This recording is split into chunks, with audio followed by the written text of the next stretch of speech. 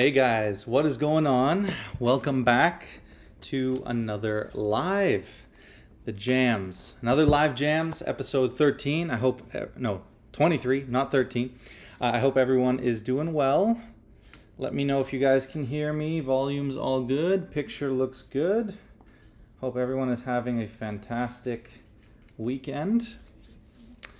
It's going to be a good live. This is going to be an exciting live. We got a ton of stuff to talk about. A ton. We got drama. We got Blackpool. It's going to be juicy. It's exciting. Always exciting. So I hope everyone's doing well. I'll give you guys a chance to get in here, get some people in here. Hope everyone is doing well. And then we'll get into some stuff.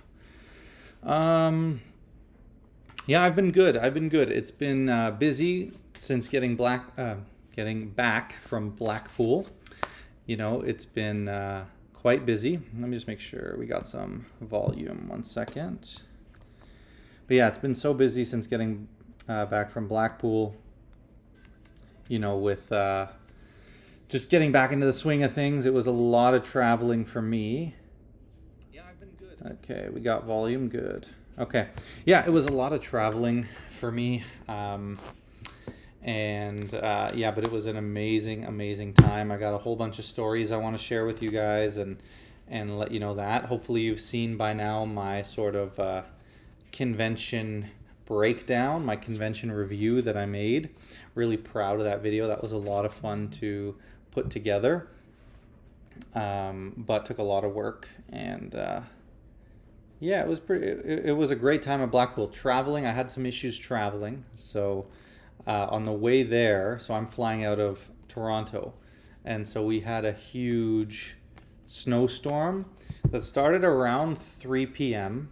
when I was gonna fly out, and my thinking was that, you know, based on the time change and the layover and when the convention started, I had worked out that it would be the smartest decision if I leave as late as possible on the Wednesday from Toronto, so that when I inevitably land and lay over and make my way to Blackpool, by the time I get there, the jet lag wouldn't be too bad, and then I'd be able to sleep the whole night and then go to the convention the next day, rather than, you know, leaving earlier and then I arrive in Blackpool very tired on Thursday morning. Then I sleep through the day Thursday, and then I'm up all night, and then I'm supposed to go to the convention Friday. So that was my thinking. So I took a 10 p.m. flight on the Wednesday, and we had this major snowstorm, biggest one of the year, start at 3 p.m. So there was a ton of snow. I was lucky. A bunch of flights got canceled, but luckily we did take off, and I made it all safe and sound. But man, it was a little bit concerning. And the problem is, I should have known that I don't sleep on planes. I really can't sleep on planes. My thinking was, if I leave late, yes, I'll have been up all day, but then I can sleep on the plane, kind of reset, and then the traveling would work out. Anyway, I didn't sleep on the plane. So traveling to Blackpool, I ended up being up for about 30 hours straight. So that was didn't work out quite how I planned it. That was a rough bit of traveling, but really the travel's not bad. I just, you know, my plan didn't go according to plan. And then the way back was even more interesting than that, if you can believe it. So, hey guys, I see a few more people are joining. So let me know you guys can hear me. Welcome to the live. Hope everyone's doing well. As usual, if you have any questions, drop them in the chat. But anyway, like I was saying, so yeah, on the way back, so I get up at 6:30 a.m. from Blackpool. I take an hour-and-a-half train to Manchester Airport. Then I, you know, have my 3-hour waiting, security, all that stuff. I get on the plane. It's like a 45-minute flight, very fast. I land in London. In hindsight, I should have just taken the train from Blackpool to London, but my first time, so I didn't know. That would have saved me a couple of hours of layovers. Then I had a 4-hour layover in London. Fine. Then I get on the plane to London, and we fly. It's about a 7-hour flight to Toronto. We are halfway in the air, and about an hour before this, I had gotten wind from another passenger who was connected to the internet that there was some kind of incident involving a plane, some kind of plane crash at the Toronto airport. I don't know if you guys have heard about that. And a lot of people didn't hear him say it, but I heard him say it, so I was just kind of waiting. And then basically about an hour later, the pilot comes on and says, yeah, there's been a plane crash at Pearson Airport. Luckily, everyone was okay. The plane kind of, I think, hit a snowbank and the wing fell off, and then it flipped and they like landed on the roof, but everyone survived. Anyway, we ended up getting turned around and sent back to London halfway into the flight. So we were right over the middle of the Pacific Ocean, and we had to fly back. So I did a 7-hour flight from London back to London. It was brutal. I mean, I'm glad everyone's okay, but it was a brutal bit of traveling. And then that, by the time I got to the hotel, it was like 2:30, and I had to leave the next day on the next flight. So bit of a disaster, but yeah. Is anyone? I don't see anyone in the chat. Can someone say hi in the chat? I just want to make sure. I heard there was an issue with YouTube live chats, so I just want to make sure some people are in here and the chat's working. So let me know if you're in here, if you can send a message in the chat. But yeah, it's been.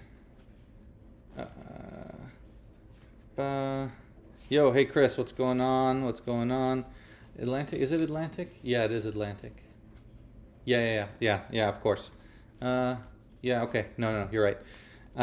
Anyway, yeah, it was quite the travel. Yeah, Chris, we'll be talking about one of your products, maybe a couple of them in a little bit.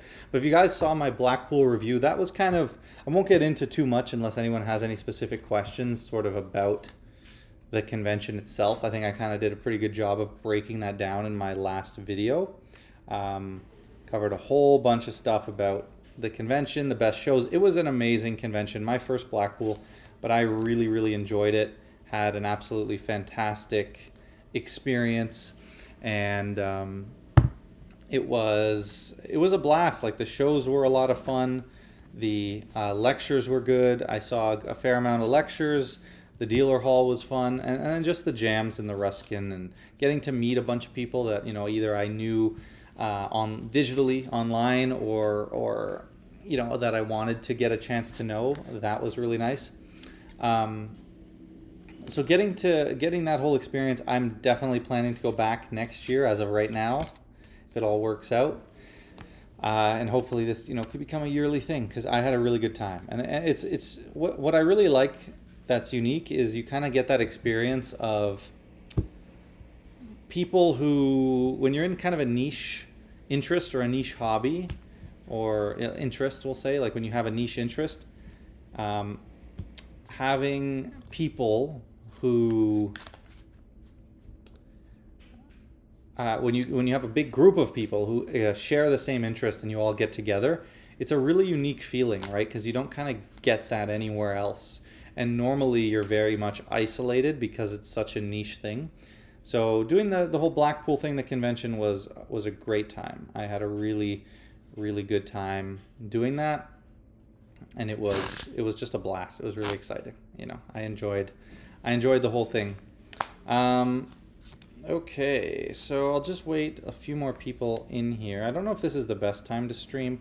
I usually like to stream a little bit later, but for various reasons today I wanted to do it a little bit earlier. So we'll see if we get some people in here.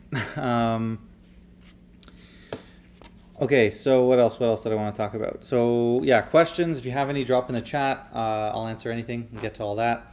A couple of little housekeeping things. Last live we did, and I try to usually do a live about once a month on a Saturday, but people were asking, if I could come up with another way of or they're saying like, oh, can you notify us of the lives?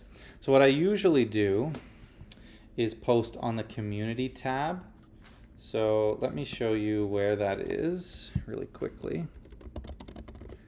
But that's usually where I announce it, and I usually only do it the night before because frankly I usually don't decide until the night before. But let me just flip on Safari here.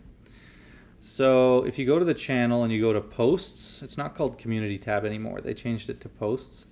But here you can see I posted about it Actually today, I posted about this one today, so just a few hours before.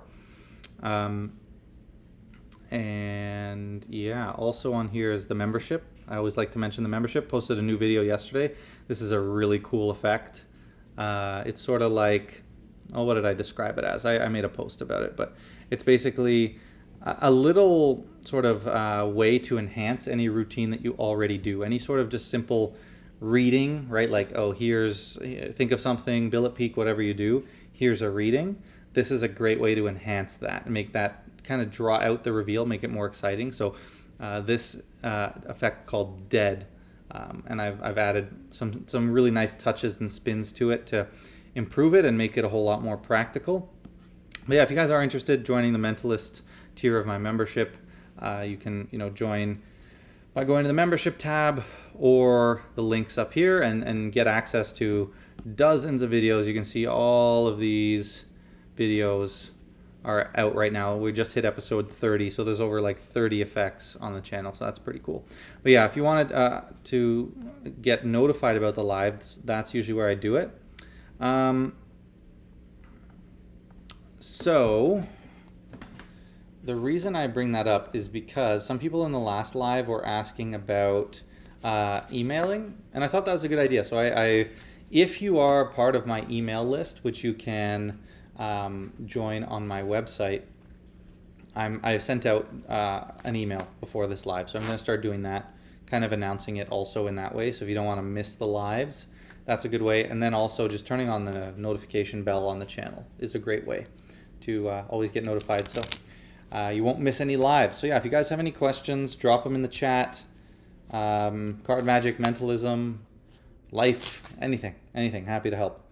What else? A couple more housekeeping things. Oh, no, let's talk about that in a second.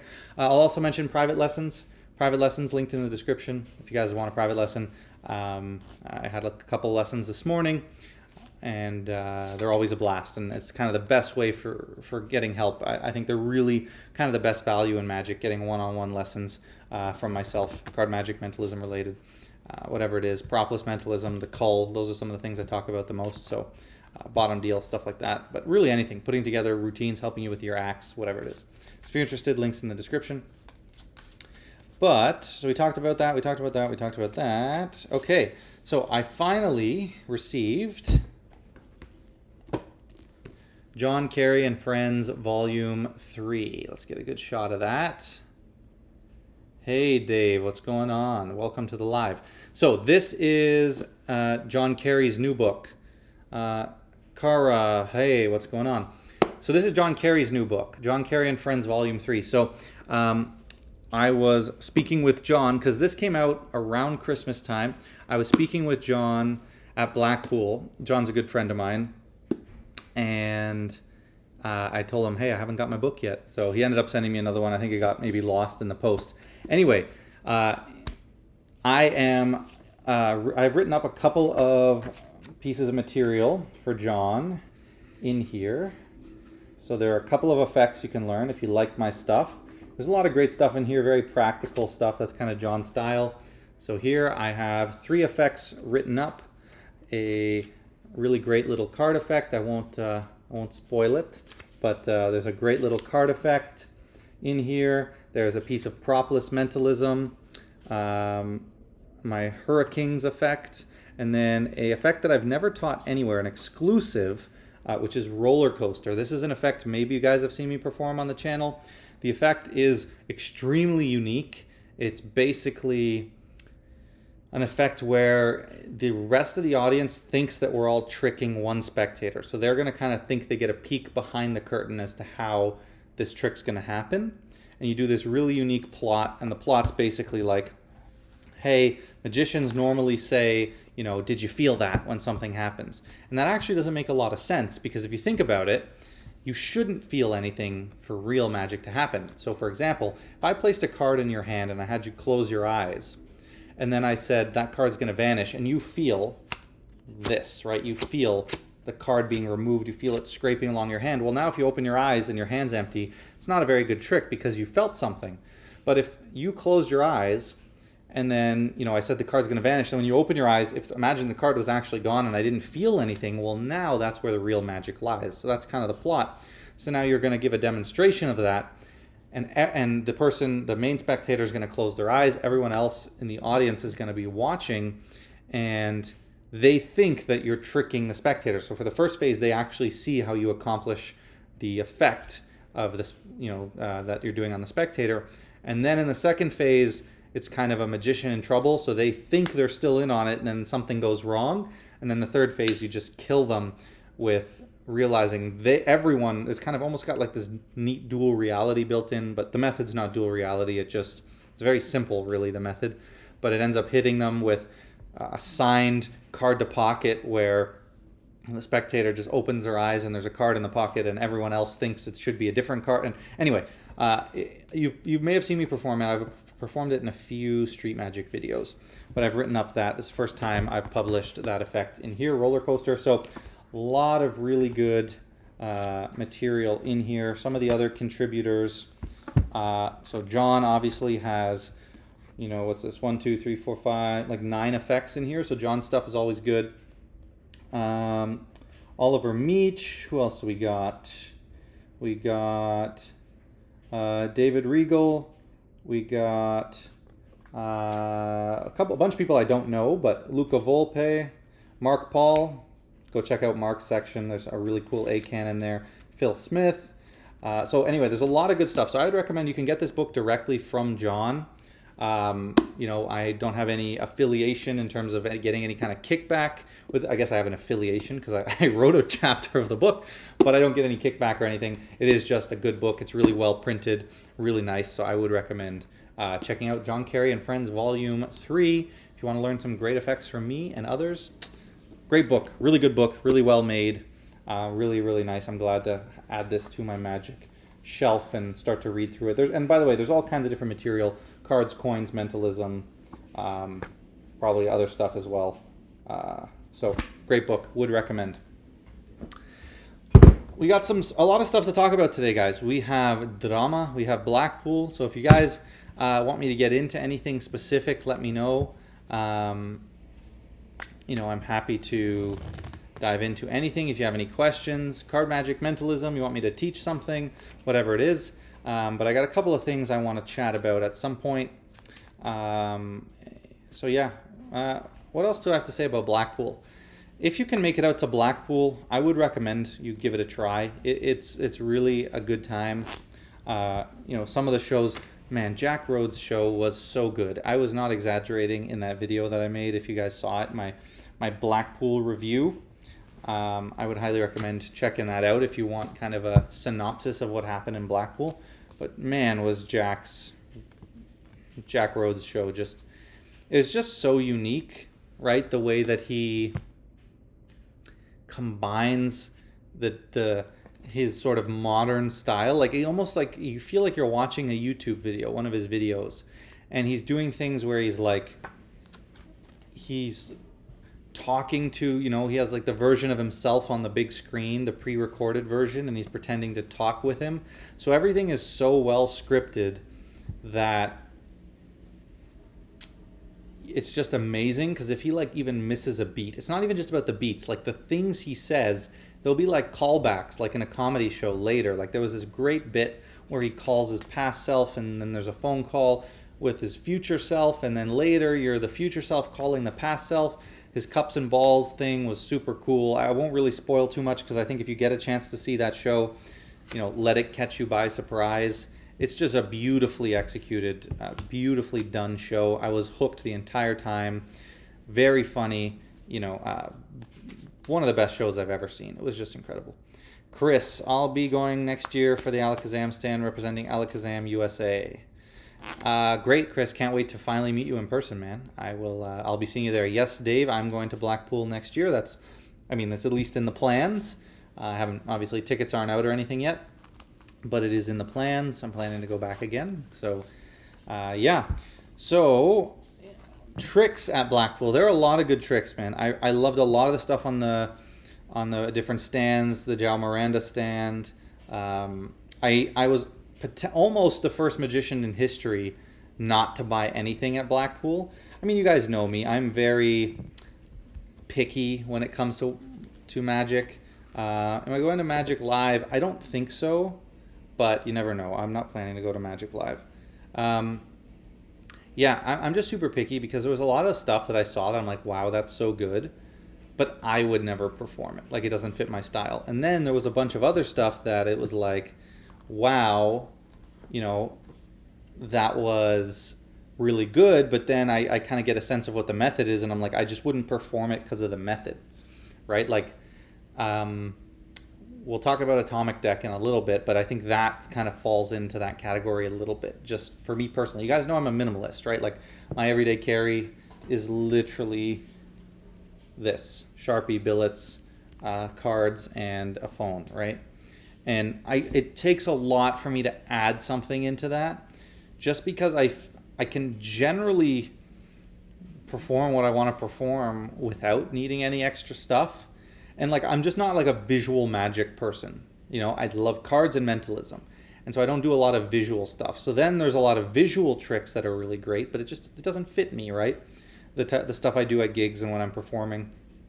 I like my style to feel very organic too, so not having to carry around all these props. Anyway, I didn't buy anything at Blackpool. I wasn't planning to. I did get a bunch of stuff kind of gifted to me from different people and friends and stuff. So I did come home with a fair amount of stuff, but it's about 30 minutes before on the Sunday the dealer hall closes, the last day, and I had enjoyed a lot of stuff at João Miranda's stand, and they had a couple of things, and I almost bought his Universal Smoke Watch. I really liked that. Something super different for me. A lot of people be like, oh, you know, do you even use a smoke watch? Like, I've seen you perform. Like, and no, the answer is no, but I had a couple cool ideas. I was like, you know what? It's just so portable because you wear it under any watch. Like, I had it on with my Apple Watch, and it was awesome. And I was thinking like, oh, you do a Triumph, and then once I sort all the cards and they're in the spectator's hand, well, if I put my hand underneath their hand, and then this just cloud of smoke comes out of their hands, and then the deck's fixed, like stuff like that, I thought would be super cool.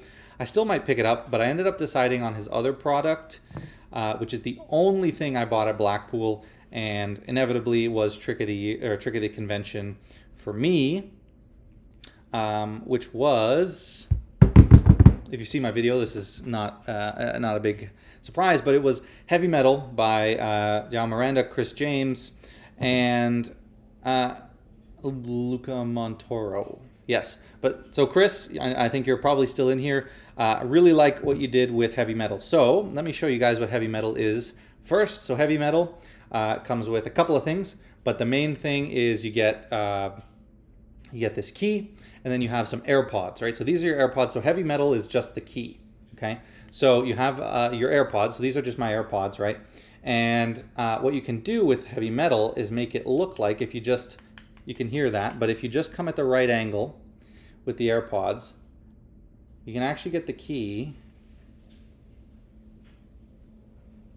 to go right through the AirPods, just like that. Look, there's no tricks, no funny. It's actually genuinely through that. Now, if you just remove the key like this, you can hear, again, that's solid, right? You guys see that? And this is where I lied a little bit. Again, these are not actually my AirPods. This is actually a solid steel AirPods case. And there's no way that key, you can see, regular case, can go through it. So I lied a little bit. Heavy Metal is not just the key. I like performing it that way for the camera, just so that you guys are hopefully caught off guard with the fact that it's a solid steel AirPods case. So this is actually the main prop. You get the solid steel AirPods. You get the just a regular silicone case that you can get on Amazon, and you get the key. Regular key. You can use any key. I've been playing around using my any key or my key, and it's just so good. You know, that whole penetration you guys just witnessed, like, it just looks so good, so visual. And one of the things I was saying is, like, I'm an engineer, right? So, like, I appreciate, like, good craftsmanship. I'm not, and This is just like funny story, Chris. I don't know if I told you this. So the reason I went, I think I saw it on the first day, and I was like, oh, that's cool. And it was kind of in the back of my mind, right? And I was just kind of going around. I knew I wasn't going to buy anything on the first day. Then the second day, I went back and I spent like a good hour at Zhao's stand looking at the smoke watch, looking at this. And then I had an idea and I was like, you know what? If I could make this... The thing is, I just was having it demoed. I actually hadn't touched heavy metal yet. Jacob, what's good? Hey, I think that's you. I recognize your profile picture, but you changed your name. But hey, that makes me so happy. Love it, dude. I'm glad. Yeah, I'm glad, man. It's a really great trick. But my point is, so I went the second day, right? This is kind of a funny story. And I hadn't actually felt the AirPods case yet. I had just seen whoever it was demoing it. And then I kind of walked around and I was like, I got it. I'm going to buy it.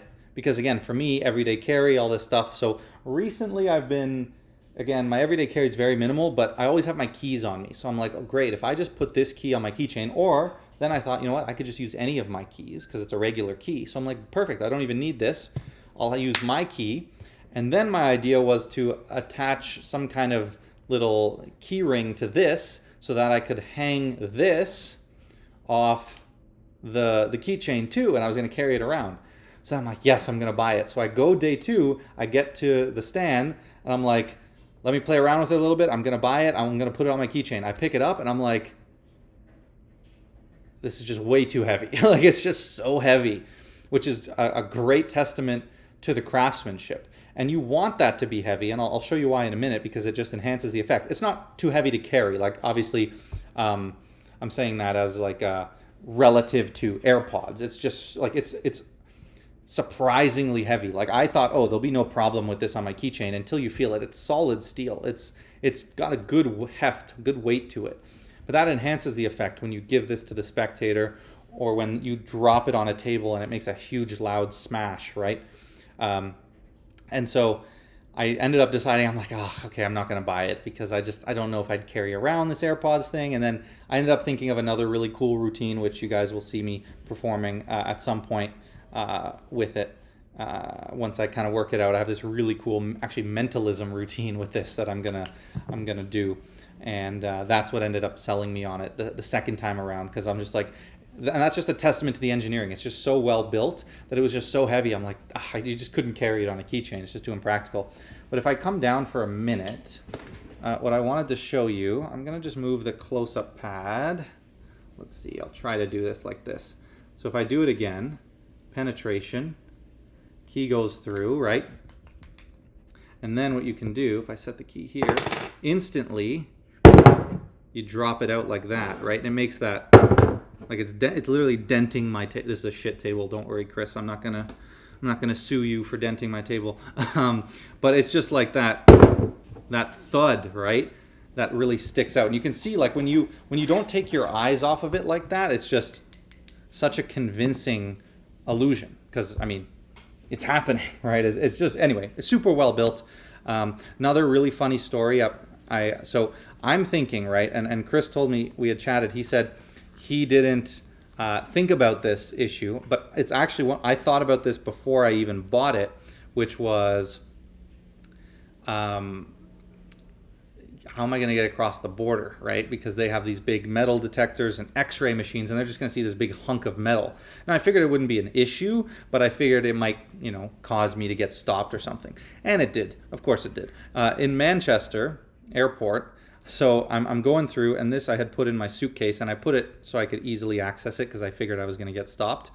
And I'm waiting at the thing, and they're sorting the bags, and then my bag gets sent off on the different side. So I go over, and there's this girl who's the agent, and she pulls up my bag on the screen, and the people who are like looking at the x-ray, they will like circle the area that's of concern. All the people in front of me, it was like, oh, you forgot a bottle of water or some liquid. For me, she looks at it, she's like, what is that? And I'm like, yeah, you probably don't, you've definitely never seen this before. You're going to get a kick out of this. I'm like, I'm a magician and it's a prop. And she's like, what? And she's like, can you take it out? So I take it out and I have it and I give it to her. I'm like, you know, you'll never seen this before. But this is actually a solid steel AirPods case. It's a prop. So she takes it. She's like, whoa, it's so heavy. You know, she shows it around to a couple of the different agents there, the border agents in the UK. And they're like, whoa, that's so cool. And then she goes, well, what can you do with it? She's like, can you show me? I'm like, yeah, I guess. So I'm like, just give me a minute, because I had to get it ready.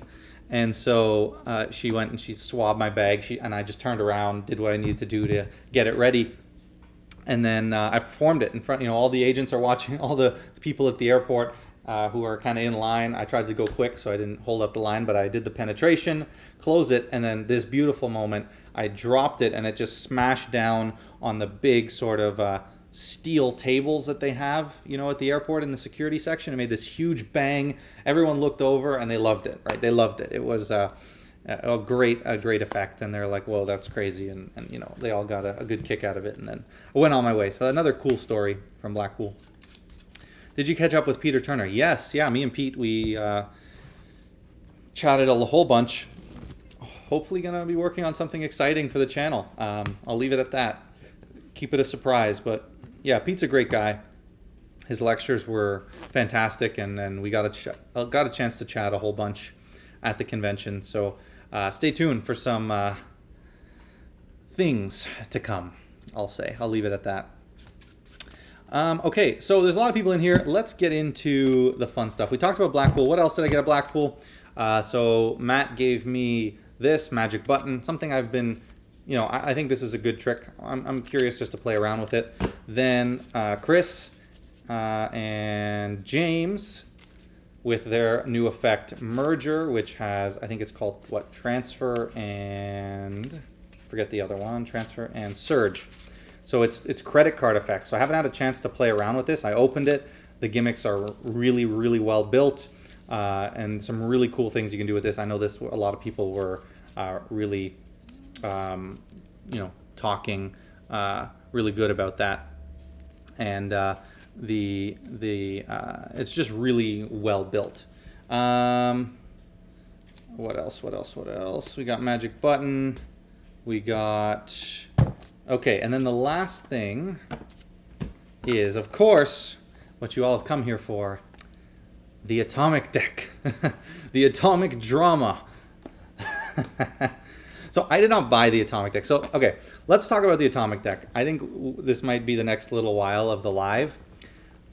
Lots to say, okay? So, first things first, I did not buy the atomic deck. My first experience with the atomic deck, I had seen some of the trailers like everyone else before Blackpool. I had a decent idea of what was going on here. Hi, how are you? Good, I'm doing well. And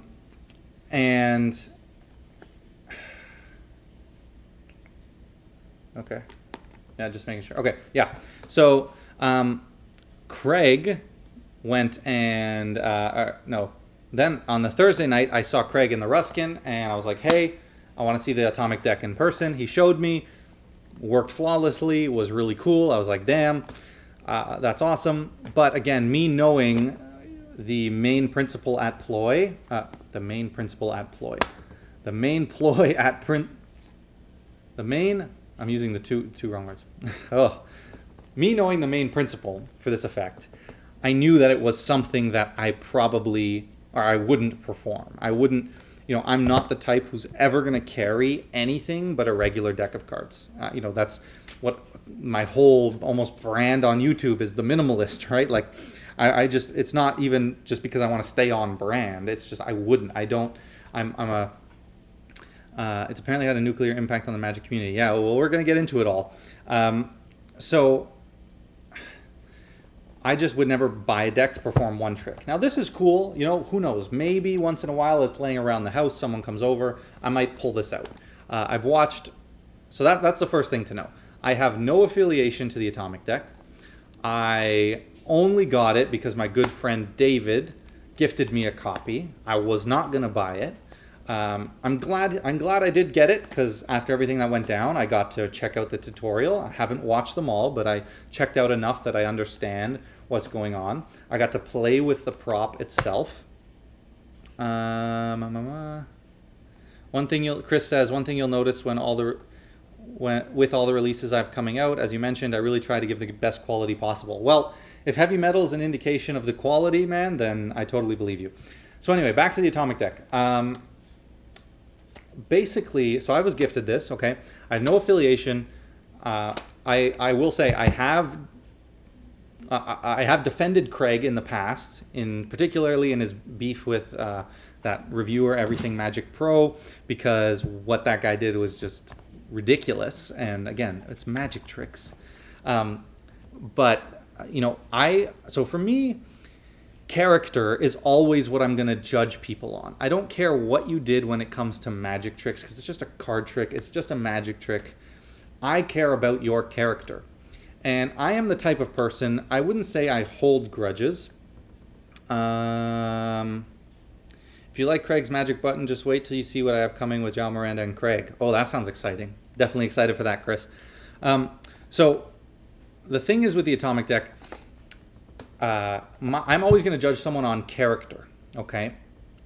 And I'm not a person who, I guess I do hold a grudge, but it's more if you show me your true colors once, I'm not going to give you a second chance. I have, obviously sometimes, like, there's exceptions, but in general, I have no need to give you a second chance. If we have, especially when it comes to like a working relationship, maybe with family, we can make an exception, friends, whatever, yes.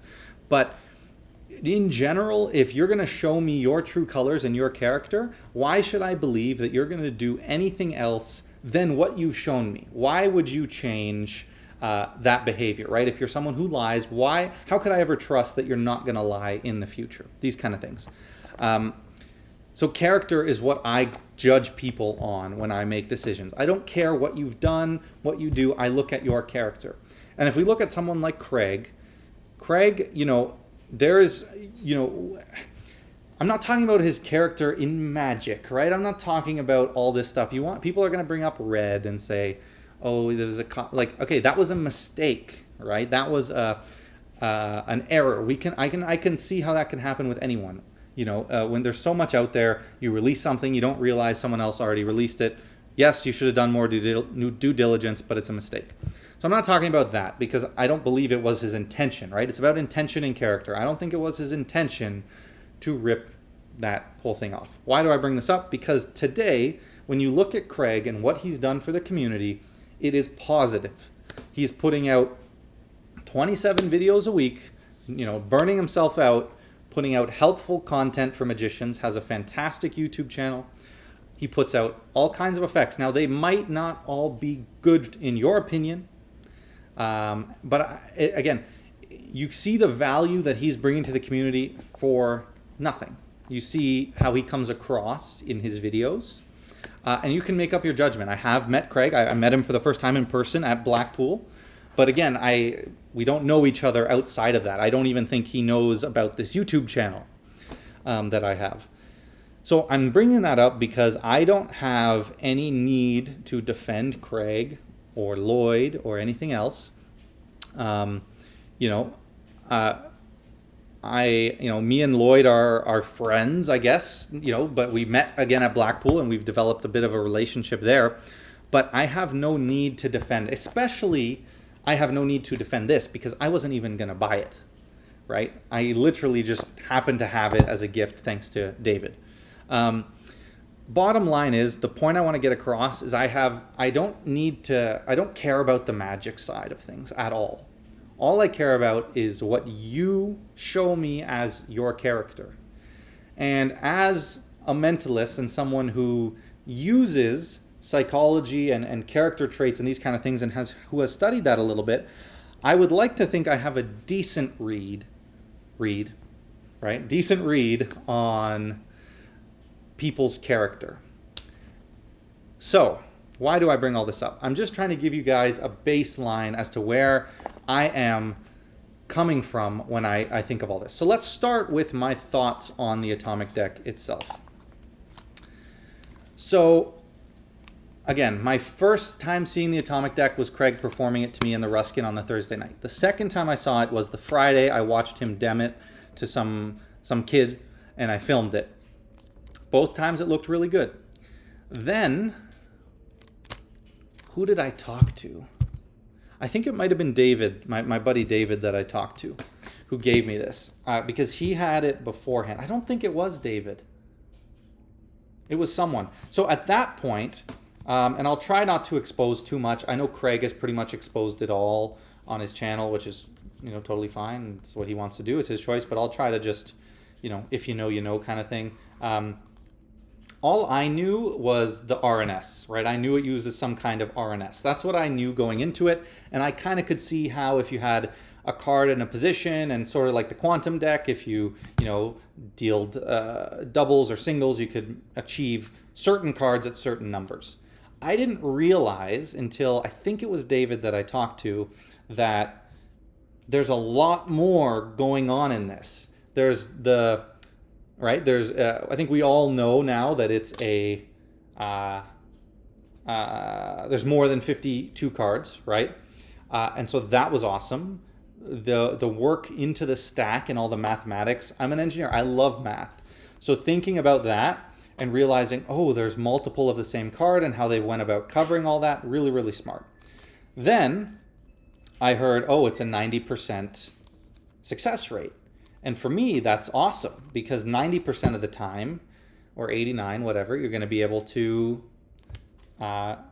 achieve a miracle. Like I have an effect similar where, a certain percentage of the time you get a perfect out. It's just multiple outs, right? Think of it like that. There's nothing wrong with that. And if it doesn't, then you have a different out, a different presentation, right? A different way of going about it. Then as I started to watch the tutorial and get more familiar, I realized, oh, okay, it's more like 70% so actually, let me back up a bit. I got home and I started playing around with it. And what I was doing is, as a magician and someone now who understands how it works just from hearing about it, what's the first thing I do? I pop the cards out of the box and I start playing with them myself. I don't watch the tutorial because I'm a magician. That's what I'm going to do. I'm going to play around with it. And I'm like, who needs the tutorial? I can figure this out, right? Well, I'm playing around with the notes input and different things. And I'm testing cards and numbers. And it didn't feel like it was working 90% of the time. So I did have a moment where I wondered, is this really 90%? That is when I decided to take a look at the tutorials as a competent, decent reviewer or anyone should do. And I realized, okay, there's other things that have to go into this, such as scripting, to make this 90%. And that is amazing. All you guys who are obsessed with PROPLESS mentalism, let's say, like, what is it? Like, 90% of it is using scripting to restrict them into specific choices. And this uses very simple, the most rudimentary, PROPLESS mentalism type scripting or restriction scripting where you're just killing a couple of cards. It's called killing. When you say some cards that you don't want, or some objects or whatever it is that you don't want people to choose because they don't fit your outs. They don't fit your anagram. They don't fit your sequence, whatever it is. Like, we've been doing this with PROPLESS mentalism and a ton of other effects, frankly, but PROPLESS mentalism forever. So just because the problem is now it's the framework of an A.C.A.N, people are going to get upset because they're like, oh, it's an A.C.A.N. It can't. Again, we are performing, and I'm sure it's the people who don't perform who have this opinion, and you can see that from some of the reviewers who don't perform at all, whether they make you believe that they do or not. But the people who don't perform are the ones who are concerned with it being an A.C.A.N, right? And that is where you get into the whole effect versus method. Effect-wise, if you guys, like, I have my own A.C.A.N I've released. It's done pretty well. People really love it. people ask me, I performed at a bunch of Blackpool. People loved it. And they say, I remember I was in line getting my, registration. And there's this guy next to me. We started chatting. The atomic deck came up. We were talking about it. And I was like, you know what? I probably will just stick with my A.C.A.N. That's what I told him. And he said, oh, how clean is it? I said, it's not. For you, it's not clean at all. My A.C.A.N, it's one card at one number, without giving too much away. I mean, you should know by the name of it, right? Available on my website, J30 A.C.A.N, if you're interested.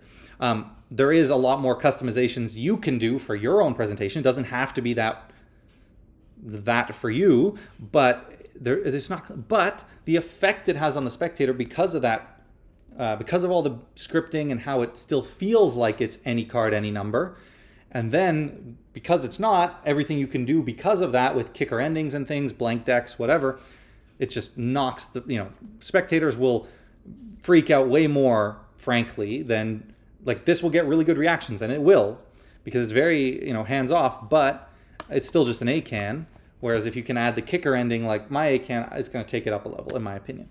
So the reason I'm saying this is that whole effect method thing, not important at all, right? And so really all it comes down to is just some scripting. There's my PROPLESS playing card guess. There's restrictions. Hey, everyone says the kings. They're super common cards. I've taught it on the channel. Mind games. One of the lines in there is, everyone picks the kings. It's super common. Why do we do that? So people don't pick a king. It's the same thing here, because the kings don't fit the method. So killing, it's a technique used in PROPLESS mentalism, so no problem. Then, what else? Is there anything else important?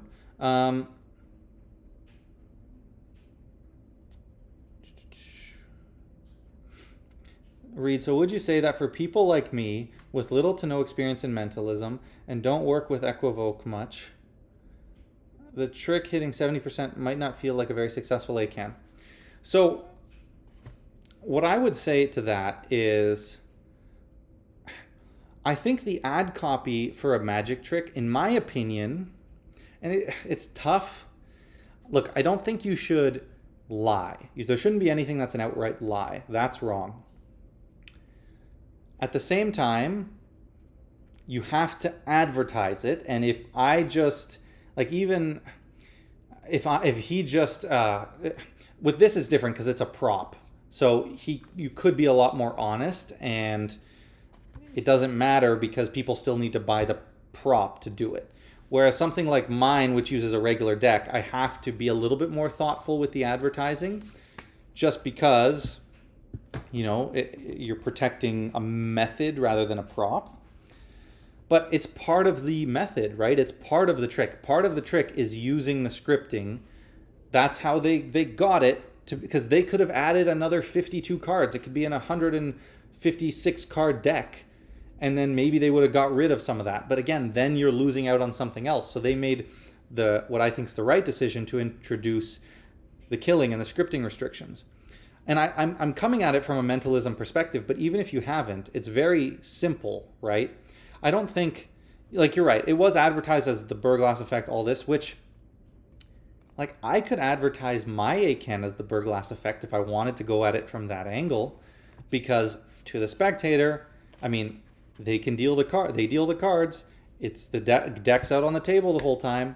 They name any card, so they think. They name any number, so they think, right? So I could advertise it that way. I'm not going to, because for me, that wasn't the direction I wanted to go. So for me, all the issue is from the trailer because of what they are selling is a method. They make differentiation between A.C.A.N and C.A.N.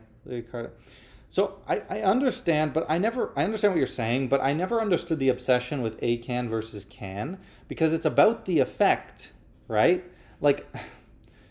The effect is still any card at any number. That's what the spectator will feel. They will feel like any card at any number, right? Whereas for me, with my A.C.A.N, I still call it J30 A.C.A.N, but really it should be J30CN, J30 card number, like, you know, but it's the effect, right? I'm advertising what the effect is, right? Like, what's another trick where we have this rules? Like maybe triumph. Like to me, the perfect triumph is one where the spectator can shuffle the cards. No, I'm not going to announce that yet. Okay. But the main method to doing that involves the cull, and a lot of people don't do that because it's fairly difficult. But when you end up shuffling, when you end up using the cull, if we consider that as the real triumph, using the cull, or where the spectator can shuffle, maybe that's the rule, right, for triumph. If we tried to come up with these A.C.A.N rules for a triumph, say.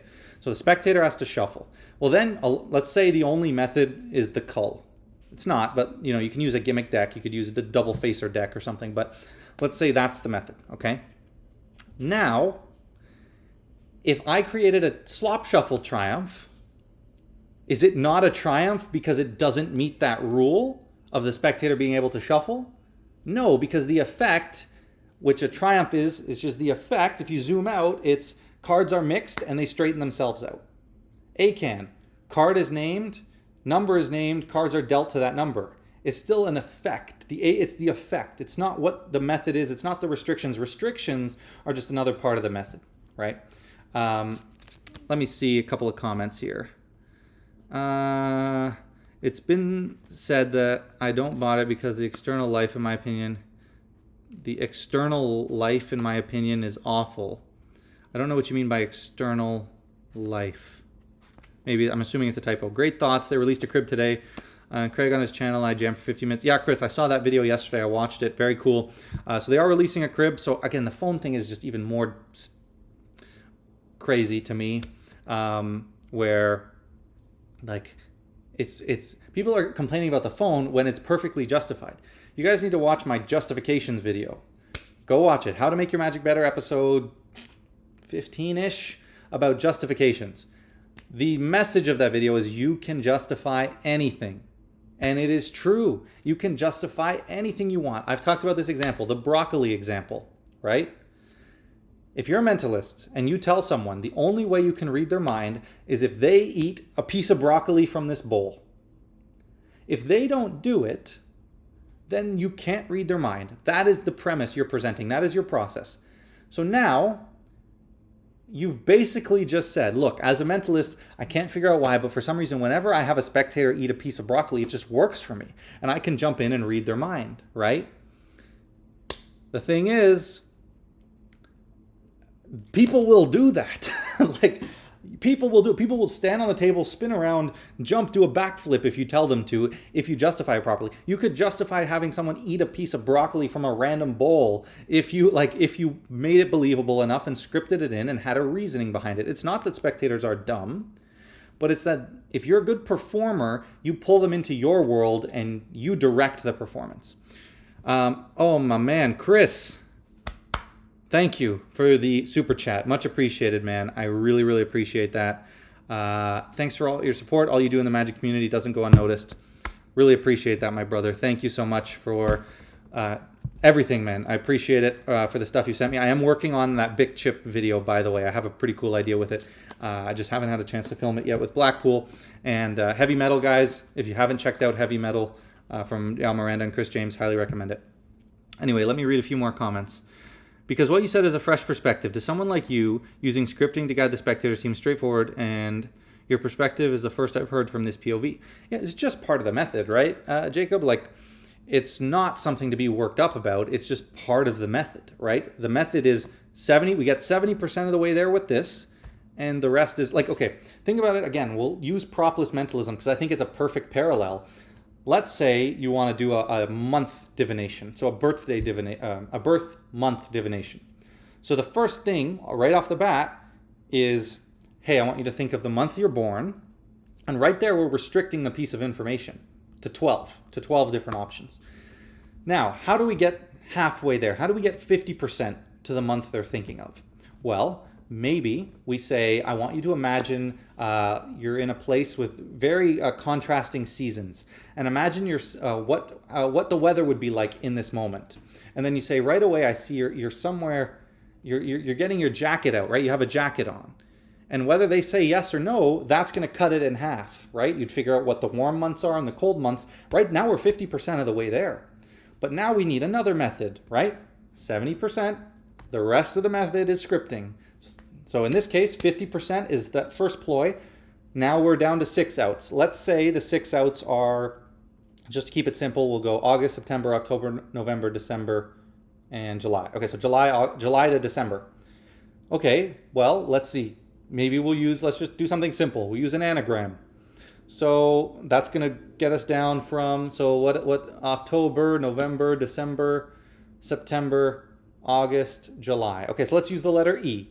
So we say, okay, focus on the letters, scramble them up. There's an E in your word, isn't there? Now they say yes. Now I'm down to 4. So now I'm, 4 to 12? Now I'm 66% of the way there. Now I need another method. Okay, focus on the first letter. Think about where that letter is in the alphabet. And I can use one of Michael Murray's ploys. I could use the fireworks principle, whatever it is. So each time I introduce a new method, it's to narrow down that scripting. That's the point I'm getting at. Let's see.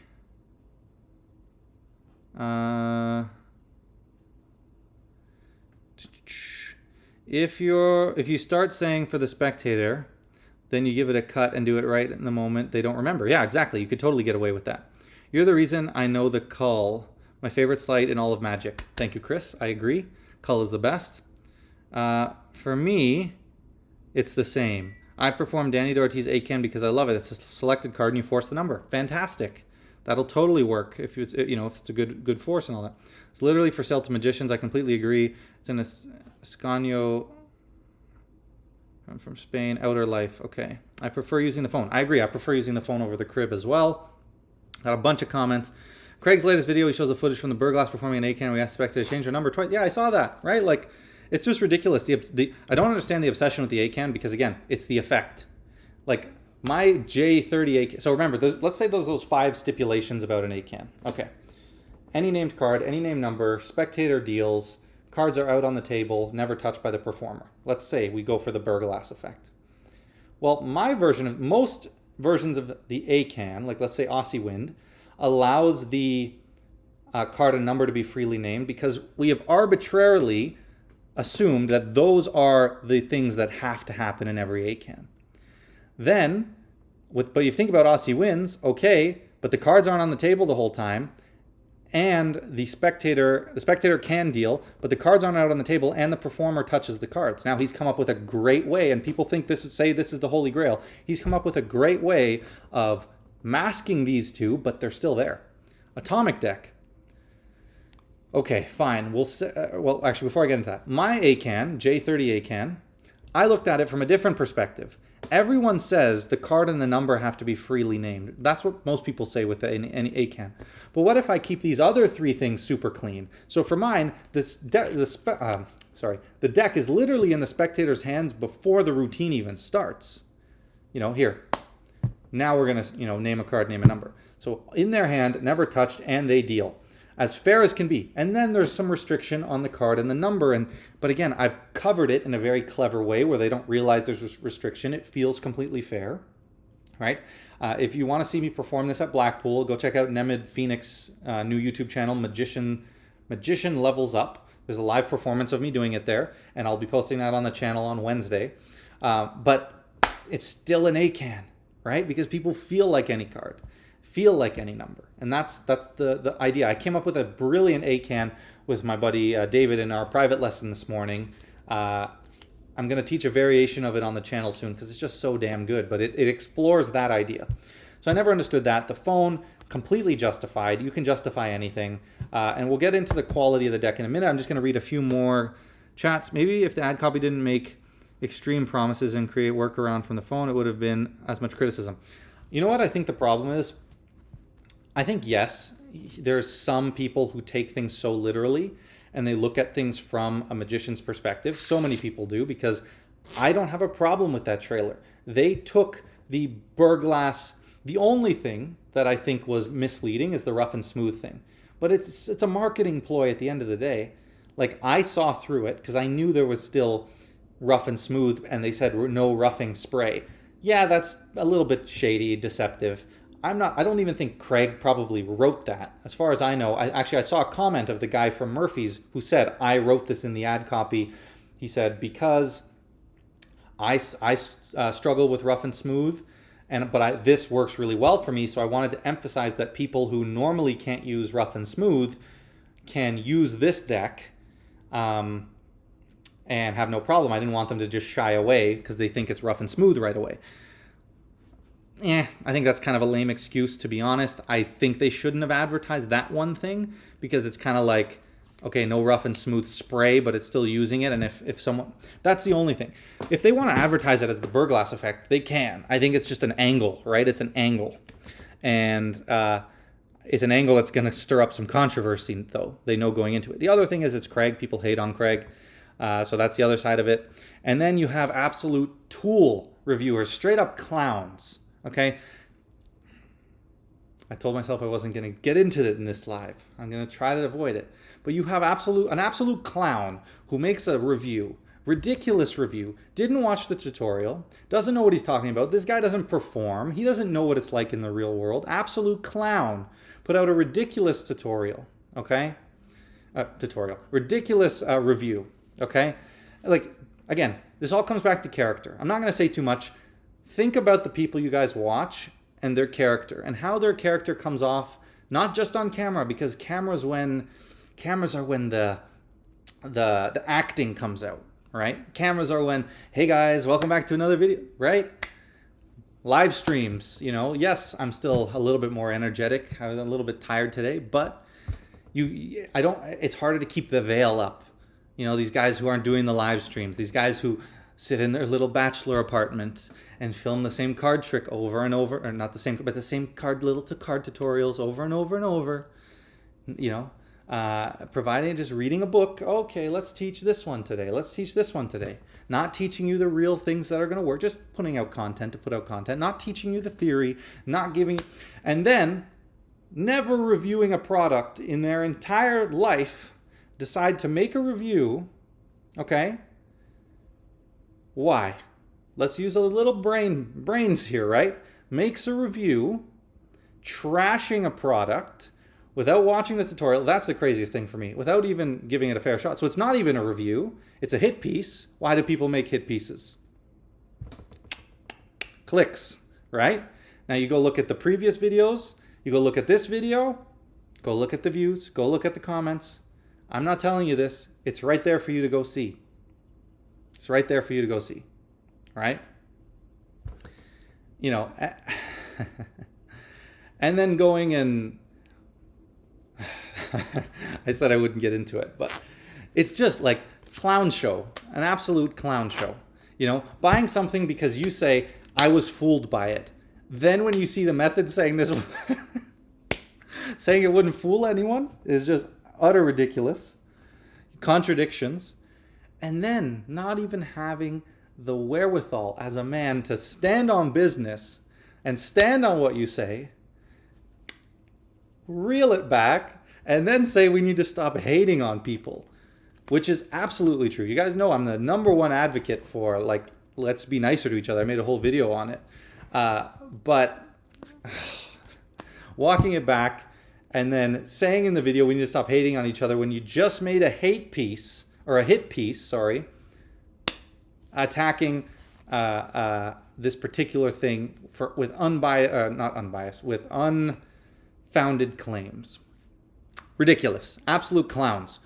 And that's not me coming from a perspective of I need to defend this, because like I said, I'm not going to perform this, but it's just a clown show. If you got, see through the veil that is up there, it's just ridiculous, some of this stuff. But to get back on topic and off of that nonsensical review by the clown, basically, when it comes to quality, okay, when I first was using this, I'll be honest, and maybe let's jump down a little bit here.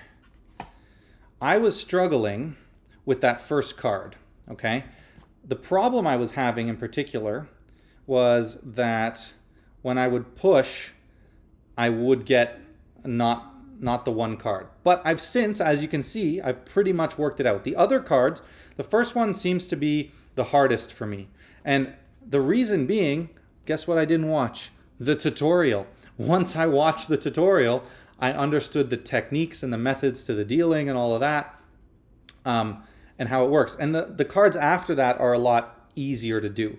The first one, though, there is a little bit more heat on the first one because it's the first card, right? So you need to really make sure that it's done clean.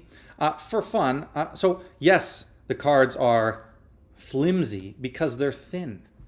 It's not because they're bad quality, it's because they're thin. And it's probably smart that they're plastic cards because they're a bit more durable when it comes to water and being torn, right? If this was paper, I'd probably tear it just by flicking it. You know what I mean? So I think that's fine. You just have to understand the product. It's like any other delicate thing. If I bought Miranda's Universal Smoke Watch, I'm not going to be rough with it. I'm going to be careful with it because it's a delicate thing. What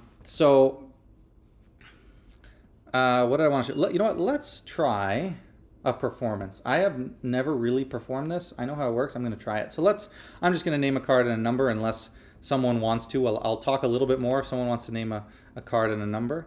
I'm not going to do any restrictions, but we'll just see. Just because I want to try it. I want to see if I can do it decently my first time. Live on camera. Why not?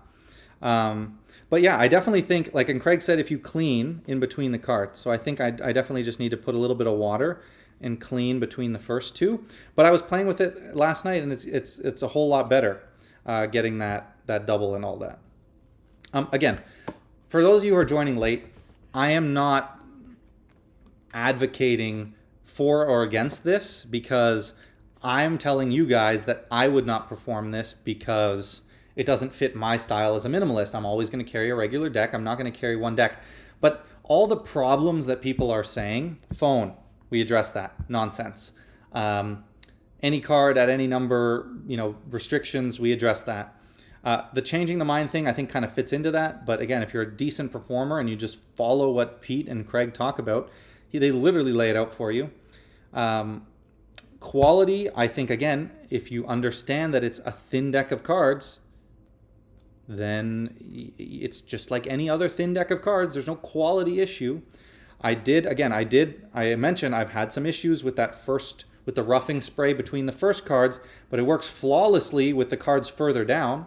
Not the roughing spray, but the formula or whatever.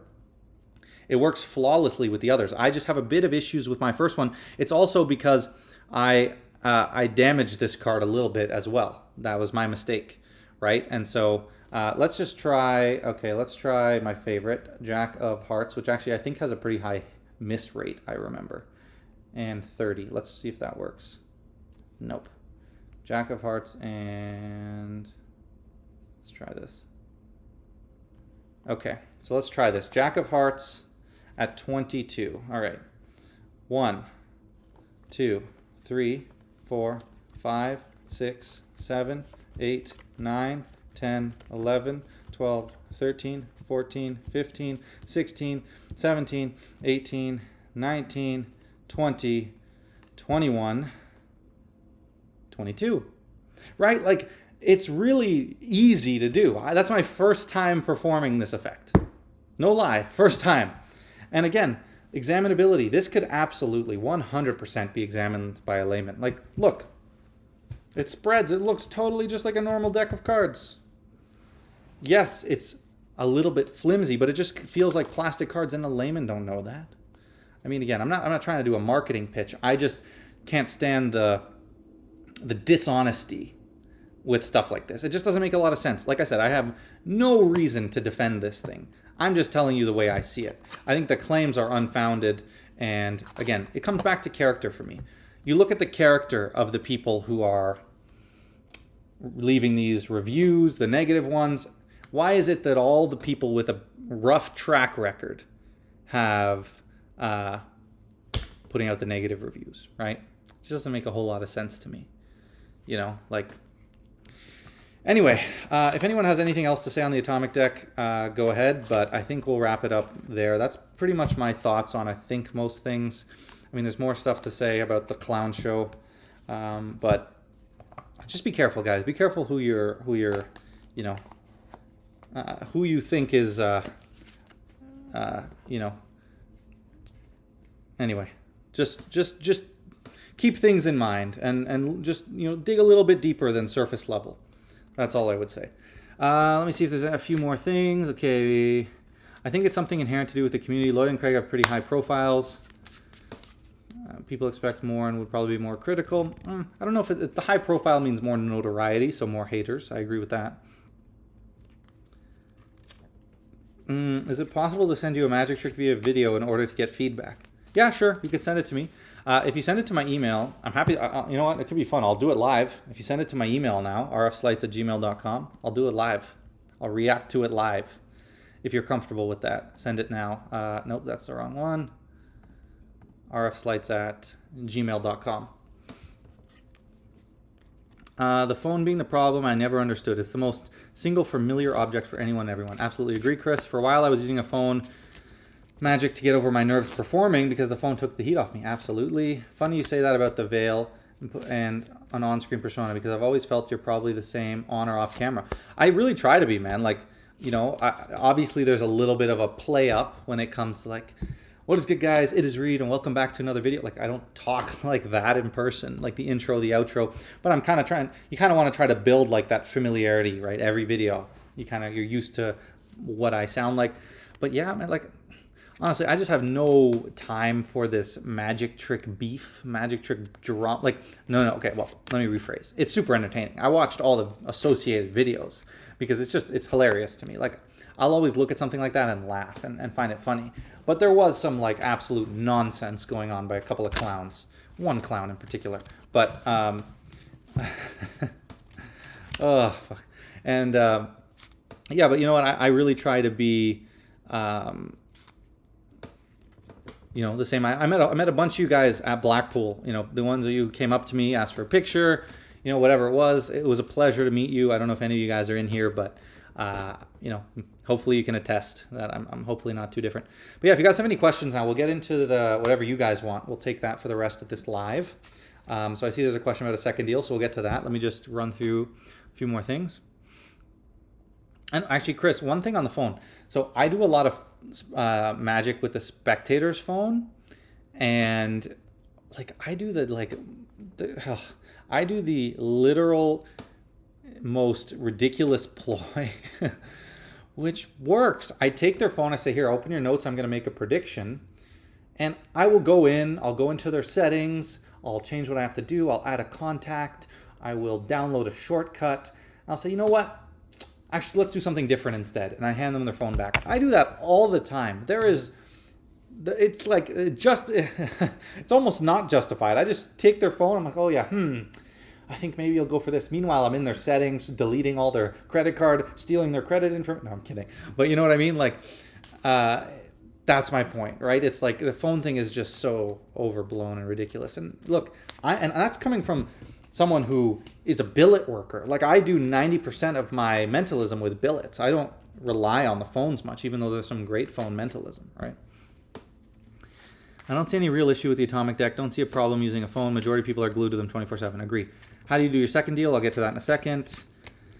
I'm hoping the deck sticks together better after a rest. I performed about 30 times this week, and I read oil from your hand stops the sticking a couple of days, but should short with wiping the cards. Yeah, I heard wiping the cards fixes it, and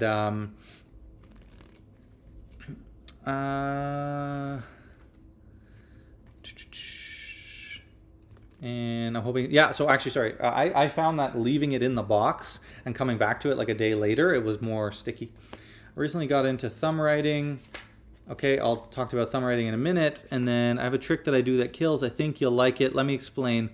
I think there's an actual app that does it, but this I do on my own. Cool, okay, down to hear about that. Okay, so let me answer this, and then we'll go down to the card table for the other ones about the second deal and stuff.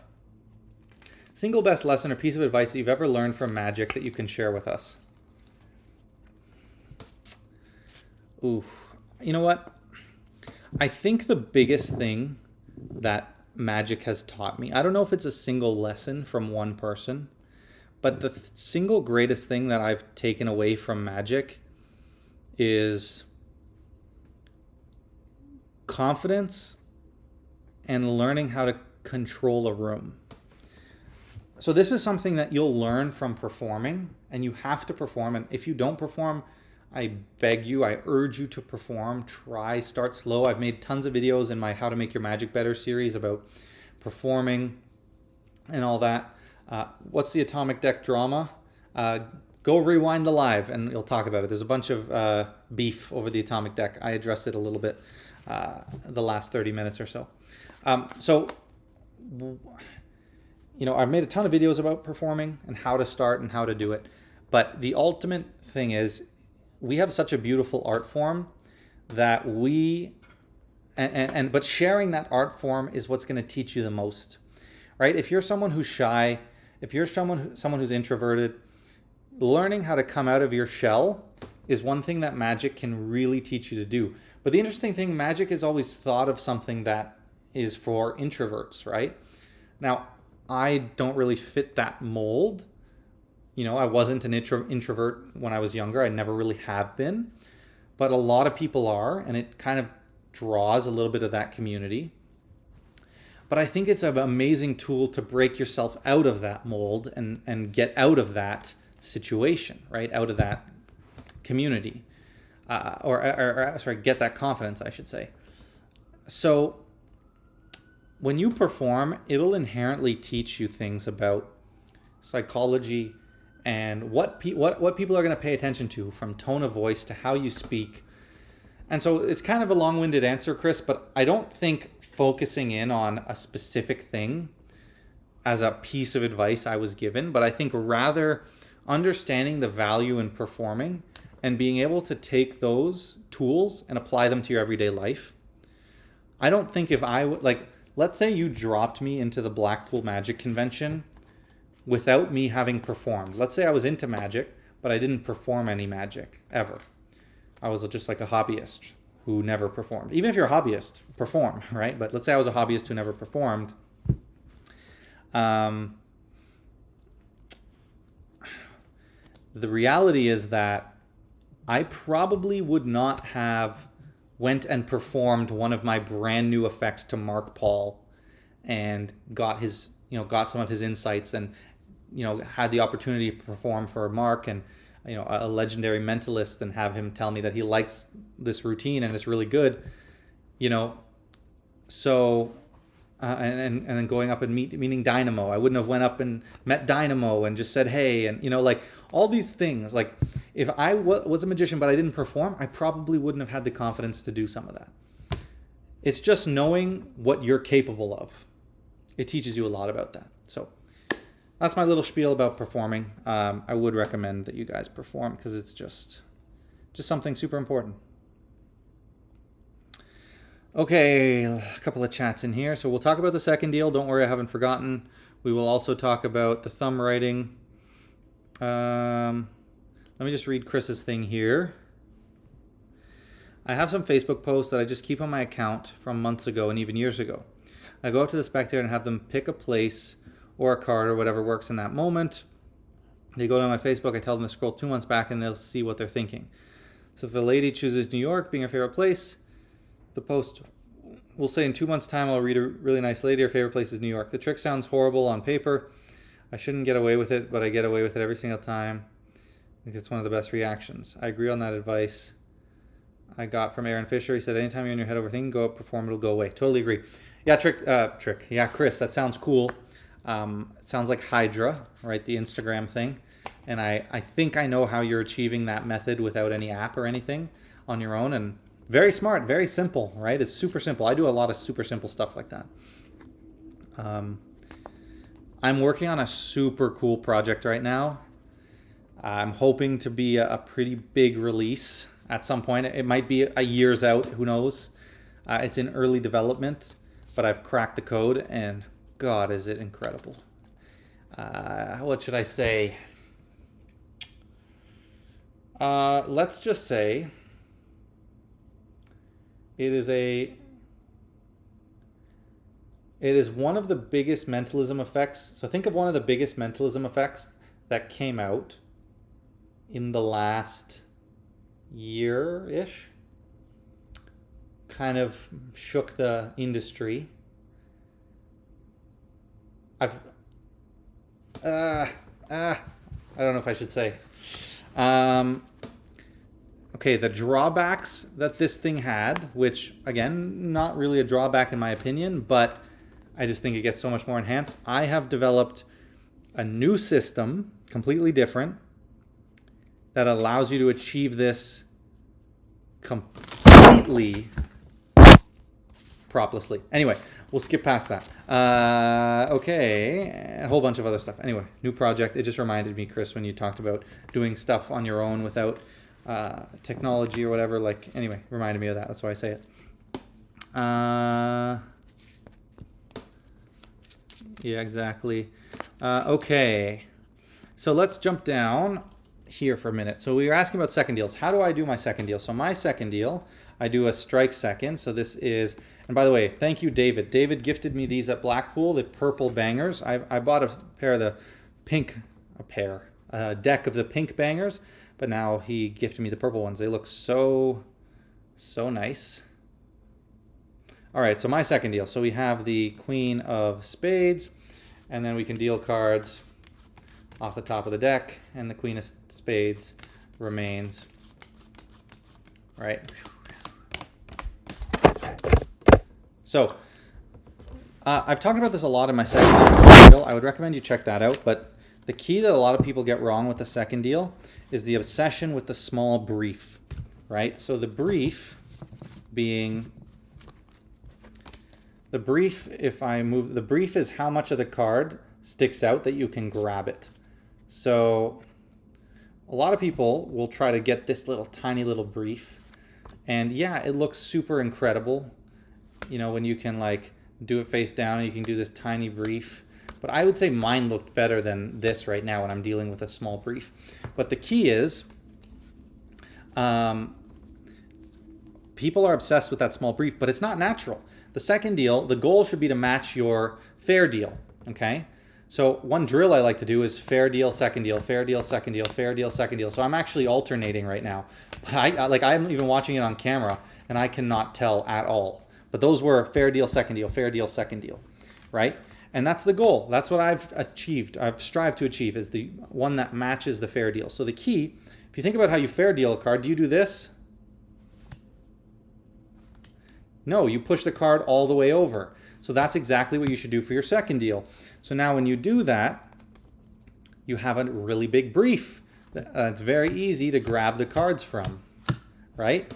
Now, to cover all this, you're just going back and forth with this thumb. And then as you come together, so the dramatized version, the extreme version is the big conducting, right? You're conducting an orchestra. But you want to limit that. So the hands are coming together, and it's not this hand coming this way or this hand coming this way. The hands come together, and as they do, you tilt up just enough so that this is pointing at the eye line and the top of the deck is out of view, so that the front edge is at the eye line, and you do a deal. But if you do it very slow, there's a little bit of movement, and again, this just has to be a tiny tilt. And you can see my hands barely, they don't come apart, it's just very small. But now when you do it slow, okay, there's a little bit more movement. But when you do it fast, so let me start again. But when you do it fast, now let's actually deal it like this. When you do it fast, you can see that little motion is almost hidden now. It feels like the top of the deck is in view the whole time when it actually comes out of view each time. And then for speed, it just takes practice, honestly. You just got to practice just to improve the speed of that. Okay, we got thumb writing still to talk about. Purple bangers, you're very welcome. Yes, David, thank you so much, man.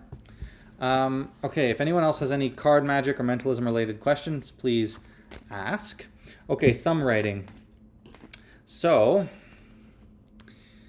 the key with thumb writing is you always want to have, think about the types of things you're going to write. And I would practice always with 2-digit numbers. I think that's the best thing to practice with because they're pretty straightforward. You want to work on your grip a little bit. I think, like, I don't like personally holding it like this, like a lot of people do, because I feel like when I move up with the thumb writer, it kind of pushes the billet over, right? When I pull down, I'm pulling down against the pinky. But when I push up, there's nothing preventing this top edge, so it's like it moves the billet. So I prefer more of like a straddle grip. So I kind of straddle the billet like this, and I just hold it. And I'll say, all right, you know, I have this one thing I wrote down. I wrote down some 2-digit number. I'm going to hold it, and sometimes I'll do this. I'm going to hold it face down like this. For the first time, what's the number you're thinking of? And then they say it, and now this particular grip really hides the thumb, especially if you do this face down. Because I always felt like this feels like you're going to write something.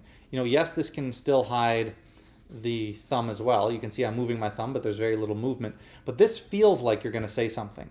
I think this is fine if you say, okay, I've written something down right here. For the first time, what is it? But if you just set this hand down naturally, like it's just laying on the table, it's almost like you've set the billet down, but your hand's just kind of resting on it. The only difference is I have my thumb underneath. I say, okay, what is it? And if you I've even done this kind of thing where you curl the fingers back a bit, and now it feels like a lot more of the billet's exposed, but the thumb is still on the middle of the billet ready for writing. So you can go through and do your thumb writing. It depends on the writer that you have, but most of the time I'll just kind of set the billet down or hold it a little bit lower. I don't like to hold it up too high because I feel that gives the impression that you're looking at it, and then you just do your 2-digit number. I honestly don't use a lot of thumb writing. I do have the Vernet thumb writer, I think it's called. I can go grab it actually. Let me go grab it, the thumb writer. Just wait 1 second, and while I'm gone, someone name a card and someone name a number, and we'll do an A.C.A.N when I get back.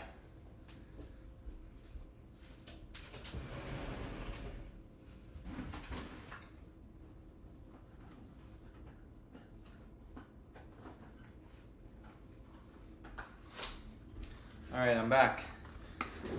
No one named a card or a number.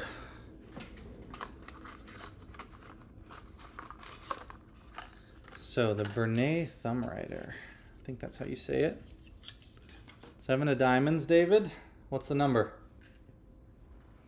42. Okay, 7 of diamonds, 42. 1, 2, 3, 4, 5, 6, 7, 8, 9, 10, 11, 12, 13, 14, 15, 16, 17, 18, 19, 20, 21, 22, 23, 24, 25, 26, 27, 28, 29, 30, 31, 32, 33, 34, 35, 36, 37, 38, 39, 40, 41, and 42. So 42 could have been literally any card at all. Let's see how we did here. The 7 of diamonds. I just winged that. That was pretty terrible, but I just winged it on the fly. Hopefully, maybe one of you I fooled. Maybe one person in this. I was kidding. So what I was gonna do anyway. I'll leave it and we'll talk about this, and I'll say what I was thinking in a minute. So this thumb writer is like this one right here, and so if you kind of come down like this, right, and you're here. Now you can say name any number, and if they say like 88, you could write that down, or if they say so hold on, I accidentally scuffed it. So this one takes a little bit of practice to write down here. I mean, I'm not even the best with a thumb writer, but I just think holding in that position. Yeah, I know it was so obvious. So what I was planning to do, I was gonna just take a chance and do it, but I like messing with people on live where I say I'm gonna do an A.C.A.N, and then I just bring out all this sort of attention, right, and all this moment going through, and then it's not the card. I'm just messing with people. I was gonna do that because it always gets magicians excited, but then I remembered these cards are marked. So as I was going through, I just marked the position of the 7 of diamonds, and then obviously I just cut there, and then I was like, oh, how am I gonna switch? I was gonna do something anyway. I just kind of winged it. But yeah, no, it was terrible. Absolutely agree. Anyway, so I think the key is just on your natural positioning. So I've just scribbled on this billet a bunch. So let me pick a new one. So if you're like here, right, I just find it more comfortable to write. So if they say 88, you can do that and show 88, for example. That's a good one to practice because you kind of have all the different lines. Or another little tip is like putting a line before you start underneath and then writing on top of that line. I'm not like the biggest fan of a thumb writer in the world. Like even like this I've done. So like I was mentioning before, you hold it down. It kind of looks like it's casually on the table. You're kind of straddling it. Okay, they say 68, and then you do boom, boom, 68, and 68, right? Stuff like that. Easy Writer. I like.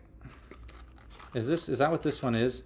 I honestly I'm not too familiar. I thought this is I thought it was the Vernet thumb writer. Vernet. I don't know if it's French, but I'm saying it French. Anyway, I kind of like this one. This is the one I've played around with, but I'm not the leading expert on thumb writers by any stretch of the imagination.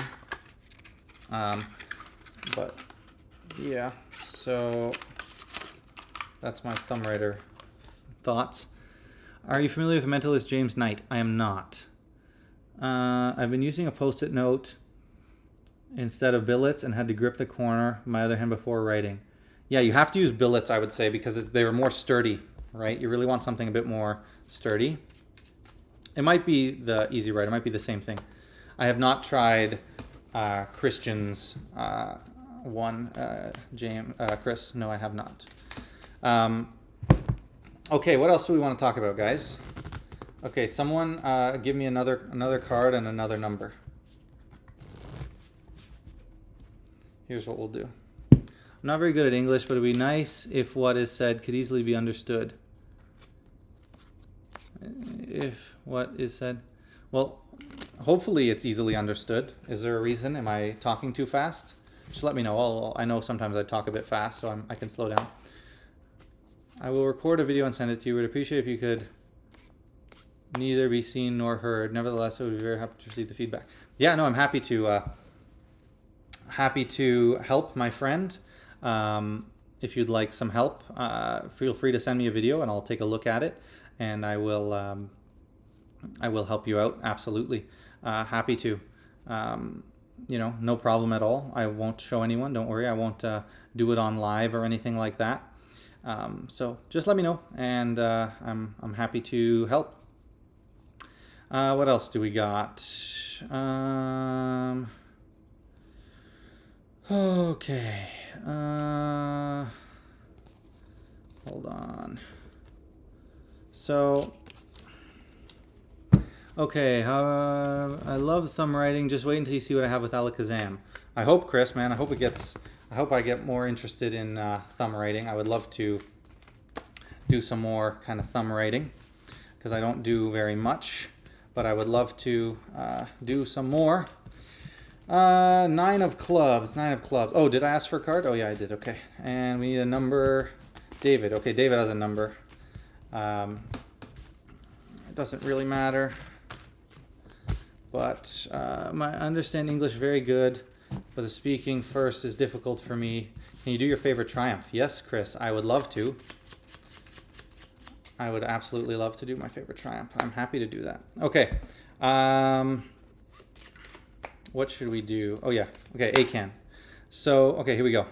What was it? 22, 9 of clubs. Okay, 1, 2, 3, 4, 5, 6, 7, 8, 9, 10, 11, 12, 13, 14, 15, 16, 17, 18, 19, 20, 21,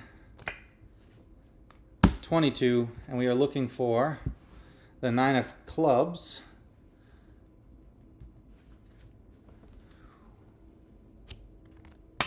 Nine of clubs. There you go. There's a little bit better of an A.C.A.N. for you. Oh, there was a question about AI. Dave, you just reminded me about that because I see you asked about that. So let me look at that question about AI because I did want to answer that. Where was it? I know it was somewhere.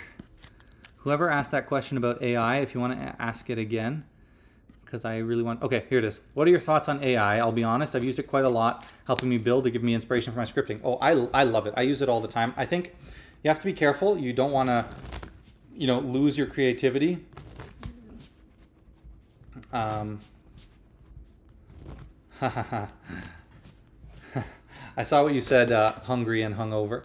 I'm glad you caught that little touch, but I'm glad you erased it too. Leave it for the other people who are, you know, still surprised. I had another idea. Again, I was just freestyling that there, and I was going to do it a different way, and then I changed my mind again, and I got to stop changing my mind mid-trick.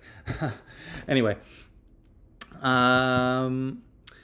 So, what was I saying? AI. So I think AI is super great for a couple of things. Script ideas. So sometimes when I can't think of a good script for a particular premise, always try to come up with one on your own.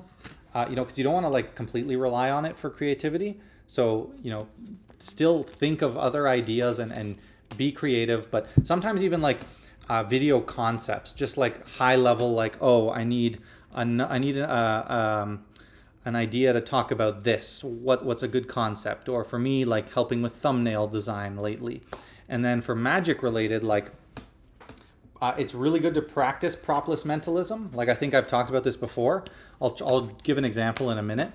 So it's really good to practice PROPLESS mentalism, but also it is great to like bounce ideas off of, right? And help you work out scripting. And even if what I love doing is text to speech. So I'll hit my microphone, I'll talk to ChatGPT, and then it'll, you know, give it back to me in a much more clear way. So sometimes when I'm writing long things, I'll just speak it because I'm much better at just speaking my ideas, and then it'll just rewrite it more concise. But it's super helpful for magic, coming up with different unique premises that kind of match and things like that.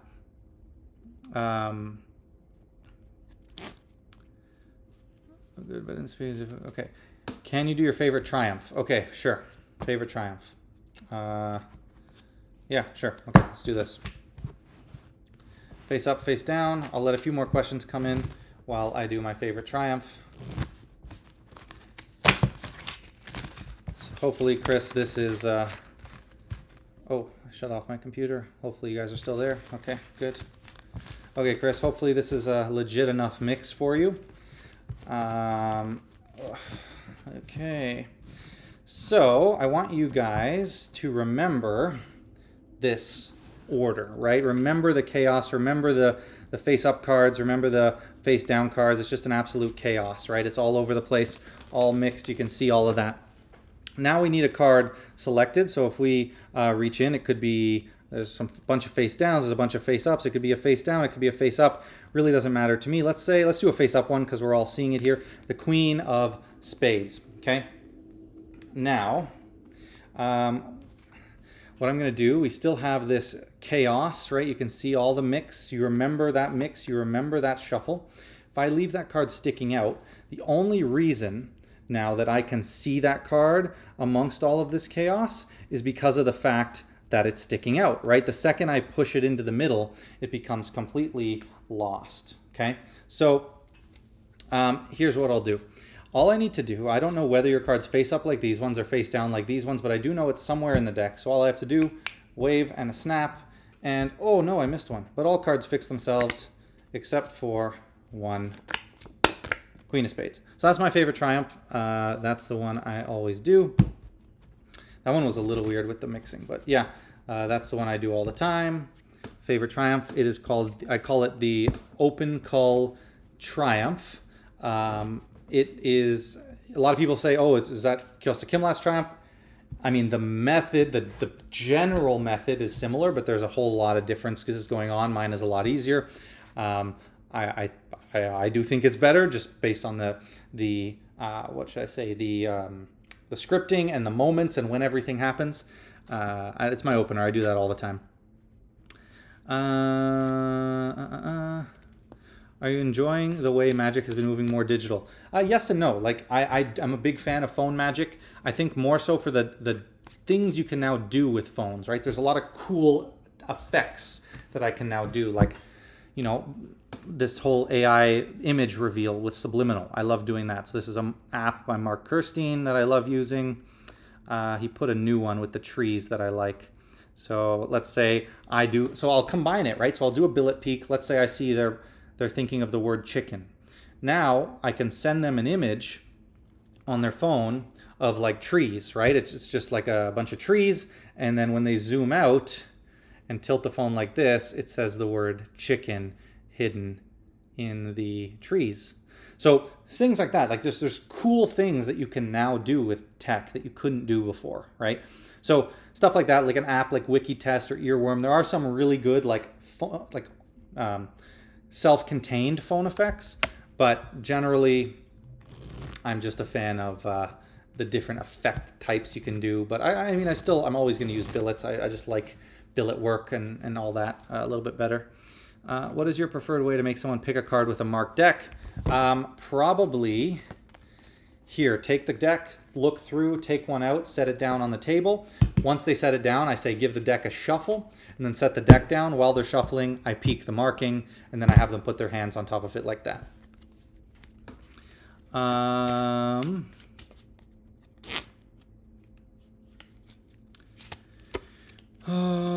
AI help me with math on an effect where I know what number out of 365 is a name day, so I could just thumb write it as a prediction and then open their phone to check and do the life equation. Yeah, that's a great idea. I have a similar concept using AI to help out with some complex effects and stuff.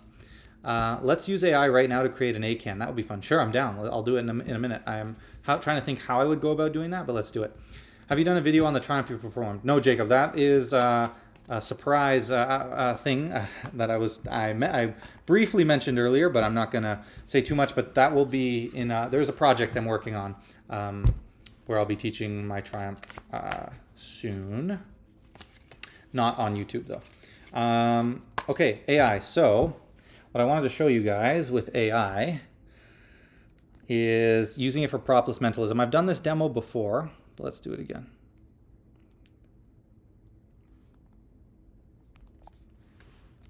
Hello. Hey there, how's it going? Good. I'm going to show you a magic trick. Are you up for it? Absolutely, I'd love to see it. Show me what you've got. All right, so I want you to think of a number from a deck of cards, okay? Got it. I'm thinking of a number. What's next? Now, this could be any value, but in a second, I'm going to have you think of a suit. So you might think of like the spade, for example, and I need you to really imagine that spade big and bold at the front of your mind. So think of it, the first suit that comes into your head. All right, I've got a suit in mind. What's the next step? Now you've got a card, right? You've got your value and you've got your card, and so put those together. But the thing is, when people tend to think of cards, they tend to go for very common cards, like the kings, for example. The kings are super common. So I want this to be a little bit more random, so neither you nor I could ever know what card you would have ended up on, and you don't just think I got lucky later on. So let's say you're thinking of a number card, switch to any picture card, and if you're thinking of a picture card, switch to any number card. Got it. I've switched to a different card type. Are we ready for the next step? So now you have a card in mind. This is going to be your card. I want you to remember that card for me, okay? All right, I've got my card. What's next? So right away, can you focus on the first letter of your card for me? And can you think of a month that starts with that letter? Sure, I'm focusing on the first letter of my card. I've got a month in mind. What's next? Perfect. And right away, it's funny. I can tell you went for a red card, didn't you? That's incredible. How did you do that? And not only that, you went for a heart, didn't you? Wow, you're absolutely right. That's amazing. How did you figure that out? And for the first time, what is the card you're just thinking of? I'm thinking of the Queen of Hearts. Did I get it right? Close. So I'll say this. Based on that should have been the Jack. But that's a performance of my mind games effect. If you want to learn that, it's on the channel. The thing is, it's a little bit clunky with doing it on AI because some of the scripting things and all that. What I found though is sometimes they'll make errors like this. So that was an error on her fault. Yeah, so she just didn't understand one little thing, and I know exactly what it was. So now what I would do is I'd go back and I'd say, hey, you made a mistake here.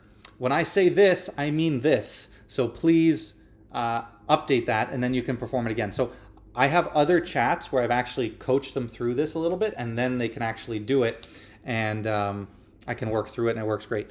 I use the free version. I find it works great, but sometimes it needs a little bit of training like this. This one I hadn't trained, but generally this stuff works super good, and I've done it on previous lives and got a bunch of hits on some really cool PROPLESS stuff.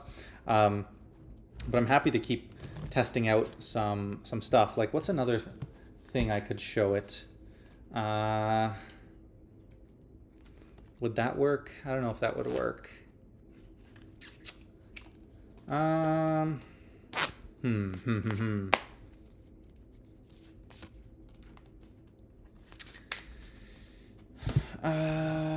What's a good one?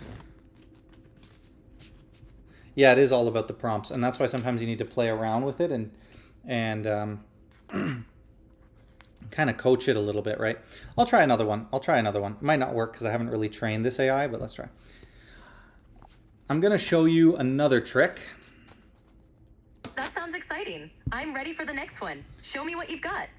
I want you to imagine you're a young kid in school. You're sitting in your classroom. You grab a pencil, you reach down, and you make a simple doodle on the table in front of you. Something that might take 5 or 10 seconds that's easily recognizable. So you could go for like a mountain, a smiley face, or a bicycle. Don't go for any of those because I said them, but any kind of simple doodle that anyone would recognize. Think of that for me. All right, I've got a simple doodle in mind. What's next? Now I want you to imagine this doodle as its actual object. So imagine as its actual size object, and imagine the word associated with it. Got it. I'm visualizing the doodle as an object along with its associated word. What should I do next? So I'm going to go with the word. Normally I'd go for the picture, but for you I'm going to go with the word. So think of the word for me and scramble up the letters, and right away I see there is an A in your word, correct? Yes, there is an A in the word. This is amazing. What's the next step? And an S as well? Yes, there's also an S in the word. This is incredible. What's the next step? Great. Now, all right, I'm ready for the next part. What do you want me to do next? and I see a T. There's a T as well? Yes, there's a T in the word. This is amazing. What's next? This is something right away. It has to do with the sky, doesn't it? Yes, it does have to do with the sky. This is incredible. How did you do that? For the first time, what is it you're thinking of? I'm thinking of the word star. Did I get it right? Star. So, yes, you did. That's fair. Right? So, yeah, that's PROPLESS. Yeah, an AI. I mean, I skipped a few of the steps that I would do with real people, and to try to streamline it a little bit more. But yeah, that's PROPLESS. I do PROPLESS a lot. So, yeah, but so you could see you have to be a little bit more explicit, right? If I was doing PROPLESS, I wouldn't be asking some of these questions so directly, and I would be gauging more instincts to preserve the effect, or using my instincts to preserve it. But with AI, you got to ask a little bit more, but it's no problem. It's fun learning how to talk to it. Yeah, it is. It is. What else? We could... Oh, there was one thing I wanted to... Let me go back to my notes 1 second. We talked about that. Is there anything anyone wants me to touch on particularly? I thought, yeah, creating... Okay, let me see if I want you to create an any card at any number card trick for me, instructing me how to do it and all the scripting.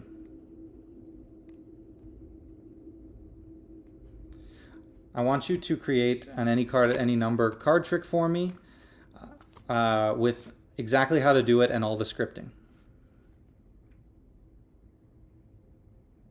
Didn't work the first time. Let's see. Okay. So I have found,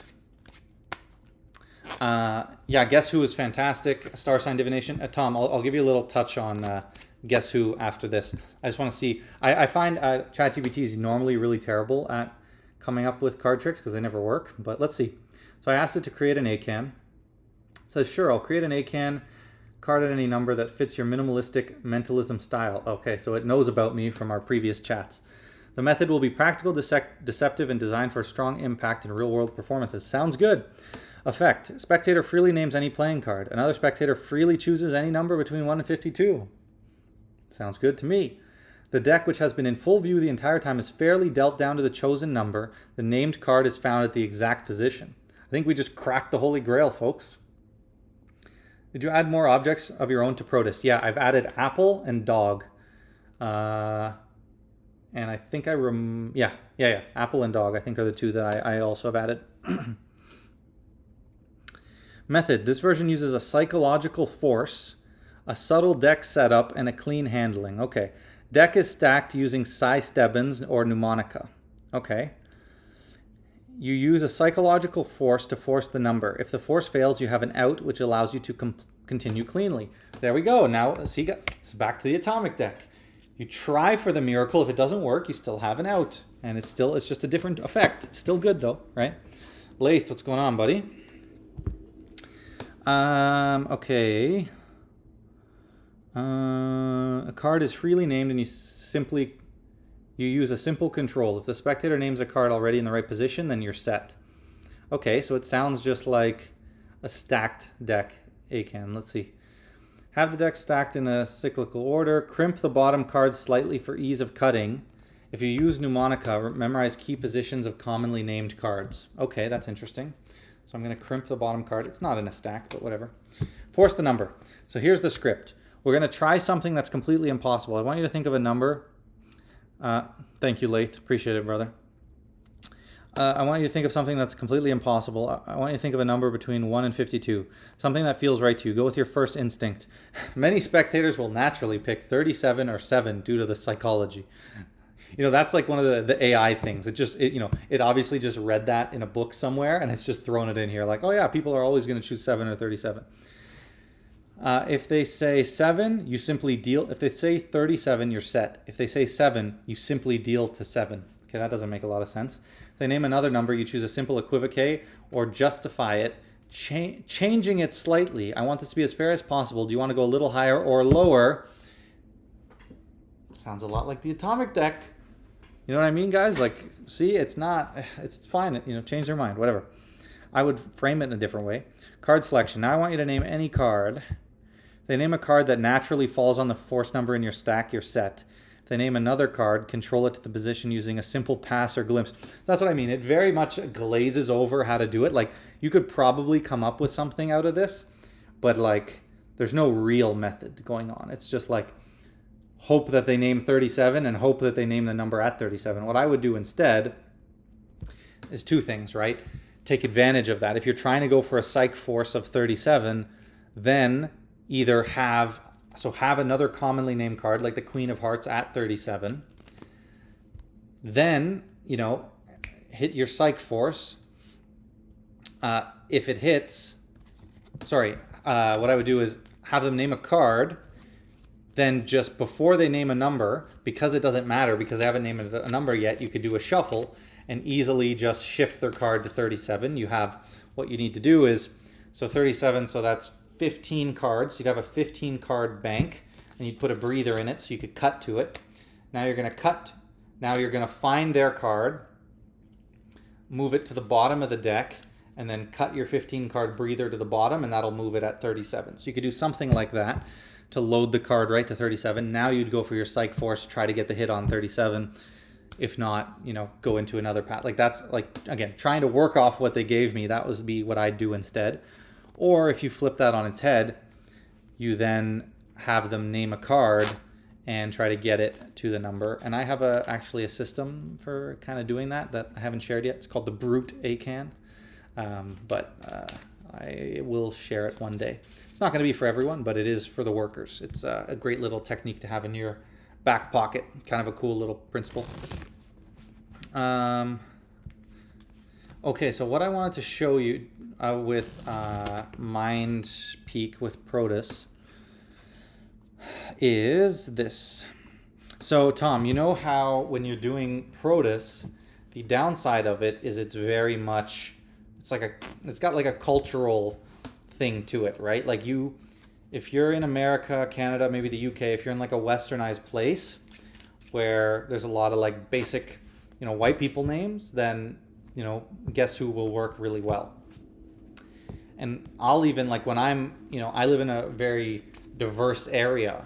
And so when I'm performing and I want to do Guess Who, I always just perform it to the person that I know is going to be the most likely to think of one of those common names. So it's usually the white person, right? But it's just, strategically making that decision to get the hit rate as high as possible. So that's always been the downside with Guess Who, where it's kind of limited to demographic a little bit and the type of person with the psychology that's going on. So I have this beautiful little ploy that I do, which basically, should I try to perform it on the AI? I think it's going to take away from it if I try to do it on the AI.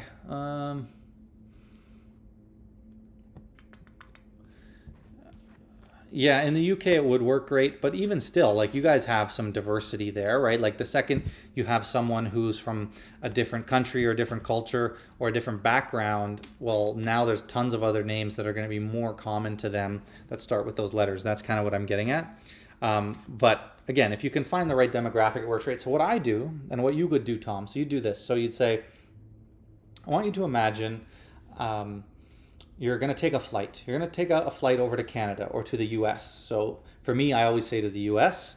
For someone in the US, you could always say to Canada. And then for the UK, you could say either or. So you say, I want you to imagine you're going to take a flight over to the US. You're going to go to America.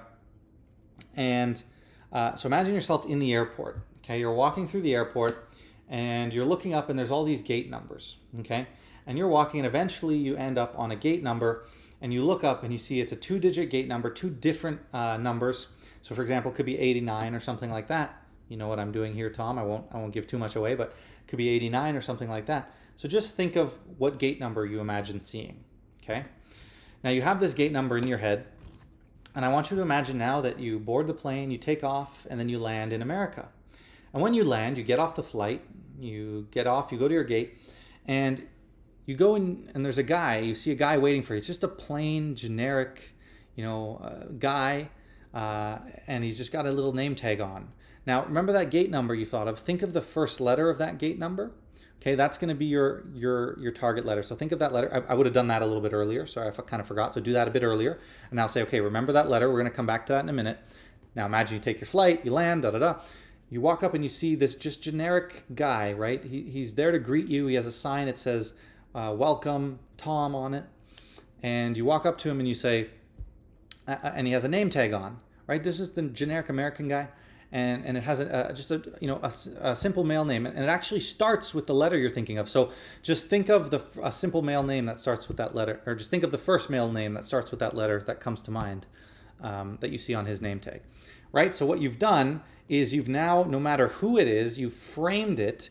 You've kind of restricted them without actually saying anything. You've psychologically put it in their head that they're going to think of some generic American, right? And it actually really helps the hit rate and allows you to perform it for a bunch of different people. Then I've also tied in the number thing to the gate number, so I think it kind of justifies it really well. Actually, I shared this with Pete at Blackpool, and he loved it. So it's got Pete's stamp of approval. So would give that a try. Definitely. Again, you said you haven't had too many issues with it, but just a little touch. Another little secret I'll give you for Guess Who.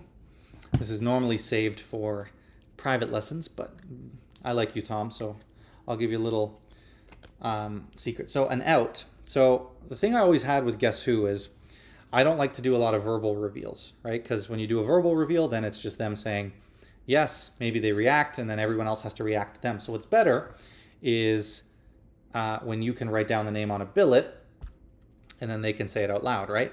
Rather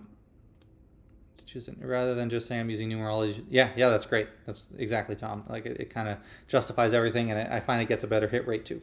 So imagine this. You're thinking of one of the outs for Guess Who. Let's say it's Steve. So I think you're thinking of Steve, so I'm going to write down Steve on a billet, because the goal is that I hand you this billet and then I say for the first time, what are you thinking of? You say Steve, and then you open it, you show everyone, and we get that big reaction, that big hit. But what happens if you put the billet in their hand and now they say James, right? they were thinking of a completely different name. What do? Right? It's kind of like a bit of a problem now. Like, you know, what do you do about that? You have a billet in their hand.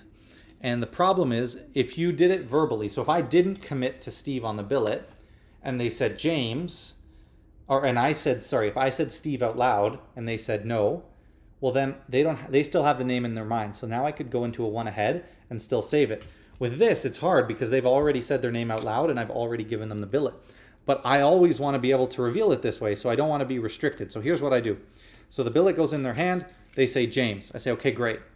I kind of smile, I laugh because I need to convince them that this actually says James. I say, that's crazy, you're not going to believe it. We'll get back to it in a second. Now I look at someone else, I say, I want to take this up a level. I want you to think of a name as well. What I've done is I've put the outs for Guess Who in my contact list. So I created I won't say all the outs, but I have a Steve contact. I don't actually have a Steve contact. You might already have it. But if you look, I have Steve, right? So now I have them all in here. So now, if you've seen if you know Oz Perlman's I-Force, I think it's called, or I've talked about this in my AnyWeb book test. It's just a way to force, like the positional scroll force that you can do. So basically, you'll say here, we're going to do this more random. He thought of a name, but for you, I want it to be a name that's completely random that you never could have thought of. You never would have known. Now I'll take my phone out. I'll say, here, I have all my contacts. So just swipe through. And each time you swipe, you end up on a different contact. Now I'll just set it so that Steve is at the top of the list. So the first contact at the list is the Steve name, because that's the one I need to force. Now I'll say, okay, I'm going to turn it face down, and I just want you to swipe back and forth. All I do is as I go down, they swipe back and forth. And as they do that, then so then after they're done and they stop, then I say, okay, I'm going to lock the phone. I actually just click the lock button again. Now I come back into view. They can unlock the phone, and they can look at the list. And I say, just remember the first name that you see there, and have that name. Now they're thinking of Steve, and now I can go into a one ahead. But I've already written the pre-written billet. It says Steve, so now I look at him.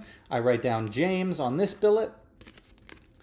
Okay, so I write down James, I hand it to him, I hand it to him, and then I take them back, perform the switch, and I say, okay, and you were thinking of, and now we have Steve and James, right? So that's how I like to save Guess Who.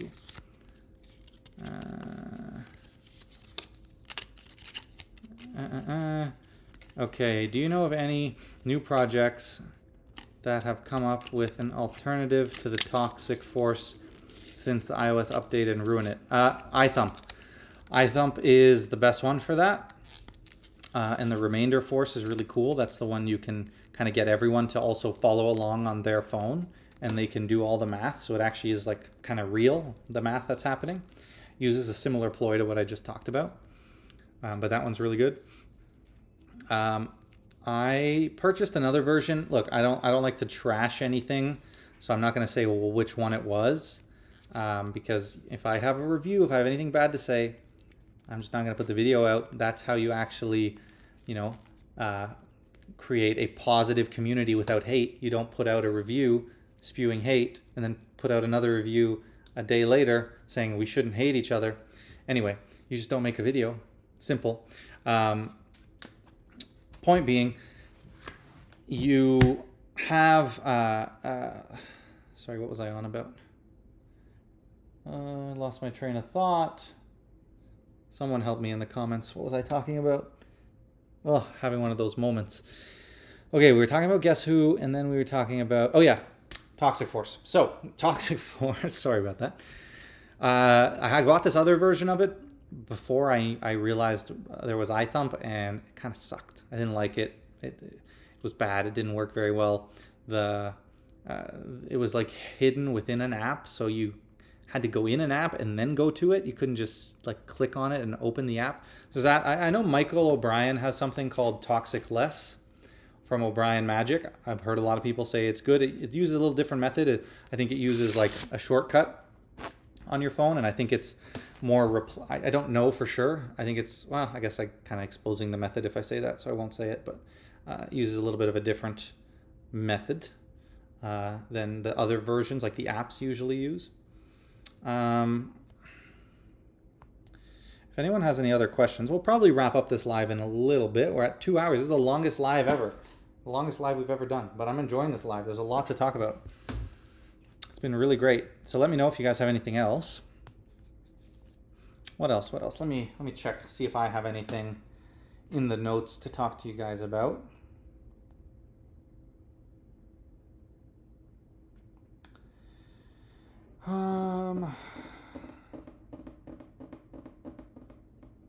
To be honest, I'm not sure if iThump is only iOS. It could be, but I'm really not positive.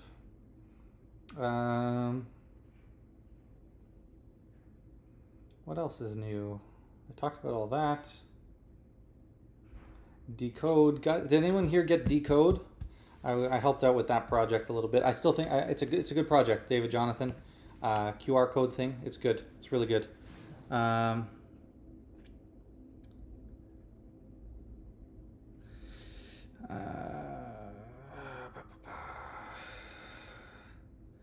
What did I want? Oh, maybe I'll go to my work in progress list. That always inspires me. So I have a list.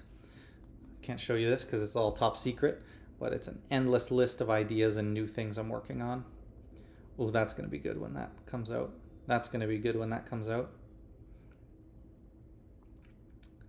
Oh, I could show you guys. I think I did that already, though. Okay, so I came up with, I don't know if anyone does Michael Murray's Isolation. It's PROPLESS playing card guess. Very good, a lot of great ideas in there, but I've always found it too complicated for the spectator to follow. There's a lot of great ideas, and there's a lot of things I really like, and I gave it number 5 on my list of favorite PROPLESS mentalism things.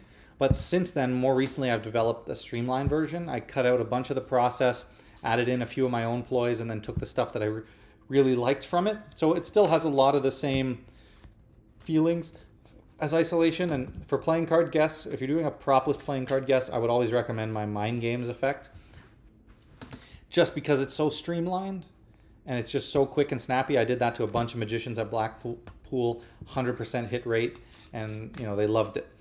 So that I've actually taught that here on the channel. I think it was my 4K subscriber special video. Speaking of subscribers, we're going to hit 10K very soon. Very excited for that. I got to figure out what the heck we're going to do to celebrate. If it's going to be... Actually, that would be good. I would like to hear from you guys who are in here. We got a fair amount of people in here.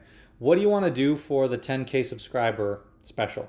Okay, what am I thinking? We can do a tutorial. Like I could do a extra special tutorial, but like all my tutorials are extra special, I think.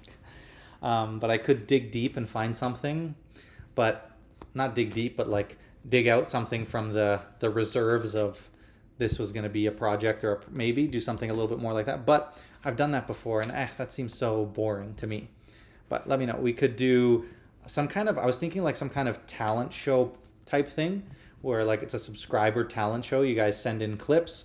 I'll have a panel. We'll do some judging, and then there'll be like a cash prize or maybe a magic prize. So instead of just like a straight up giveaway, I like giveaways, but I don't just like random giveaways. Mainly because the first one I did, I got scammed. Believe it or not, there's a funny story. I never told this story. I should have known better, but I was so excited when I had like 500 or 1,000 subs to do my first giveaway. It was like a $50 gift card. And because I put hashtag giveaway in the description, a bunch of like scammers found it, right? So that was my first mistake. And then I knew the guy who won. We already followed each other on Instagram. I just did a random comment selection. So I announced it. 30 seconds after the announcement video comes out, I get a message from him. I recognize the picture and the username, so I didn't even click on the profile, and I sent him the thing. I come back 3 hours later, the real guy messages me and is like, hey, can I claim my prize? And I go back to the other chat, and the guy had like replaced it with like the troll face. It's like $50, whatever. But, in hindsight, there were some red flags, but it's because I knew the name. He had just switched like the I for a 1, and I didn't notice, but it's because I had already talked to this guy on Instagram. I knew him. So there wasn't any like thought of like, I didn't even think someone would do a scam on a giveaway. Anyway, I was turned off of the random giveaways where you're just like, leave a comment and I'll do a random comment picker. So like my 1,000 subscriber giveaway was a giveaway but I did a cool thing where if you know my behind the screen series where I do tricks, you have to guess and then I reveal the method. So I saved one of those and I did this really elaborate trick on Omegle. And then I said, I want you guys to guess the method, and because it was a pretty unique method. And I said, whoever guesses the method the closest will win the prize. And so I had a lot of people send in their responses, and I got one response that was very close to the answer. Two that were close. One was just a bit closer. A lot of people were way off, thought black art, all this stuff. But that was really cool. So some kind of competition. So I don't know what for either. So some kind of competition for a giveaway, or I could do a tutorial. But I'm leaning more towards that. I don't know if like a talent show competition or something could be really cool. So I don't know if you guys would like that, if people would even want to participate. But I think that would be more fun. We could make a video out of it, right? Share some, promote some people on the channel. So let me know what you guys think I should do. If you have any other ideas, I'm open to that as well. Yeah, so Fredo, the wheelchair guy, I did discuss the whole atomic deck situation a whole bunch already. So just rewind and you'll see that. But yeah, honestly, there is a lot of negativity in the community. I think it's a very bad thing. I think the people that are spreading it are the people you guys really need to reevaluate. If you want to be giving those type of people your time, are they worth your time? Again, I said at the beginning, for me, I'm always going to judge someone on character. I don't care about the magic. I don't care about all this. I look at your character, look through the persona that people put across on video, right? I do, 2 hours of lives every month. It's a lot harder for me to put up a fake persona while I'm doing this live the whole time. You guys have met me at Blackpool. The people who sit behind their cameras all day, just film the same old, pick up a book, find a trick and teach it, lame card tricks that you guys aren't actually going to want to perform to anyone, that aren't the real workers, that, those people, like, just dig a little bit deeper, right? Some people, there's some shady characters on here for sure. And you can see it in their behavior, and their character shows me, I've had my own experiences, and the character shows me how you are. So why should I think that you're going to act any differently than the first time? I have no need for giving people a second chance and all that. So yeah, I think it's bad. The people who are leaving these things where you could just keep it to yourself if you have something bad to say, right? It's just like, why do you even need to say it? And that makes me question character, right? A man or a real character, because a lot of us are men in this industry, but we all have differences, and as a man there is one thing that is important, and that's an honor and integrity, right? And it makes me question that when you see how some people move in the industry, how some people move, what they decide is a good thing to put out there, what their goals and motivations are for doing it. And you can just go look, at what they've done in the past and what them doing that action has done. How, obviously just for views, for clout, because it's a hot topic right now. They've never doing a review in the past, deciding, I'll drop my first review that's going to get, 5 times the views my other videos get, just to be negative on something, and then, reel it in a day later. It's just like, where's the honor? You know what I mean? Like, so I'm just always going to look at it that way, but I think it's very negative to,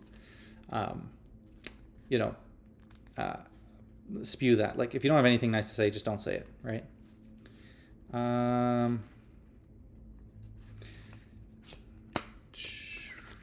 For multiple out envelopes, do you think it's a good idea to take the blank billet from the envelope and write the prediction first, or just start?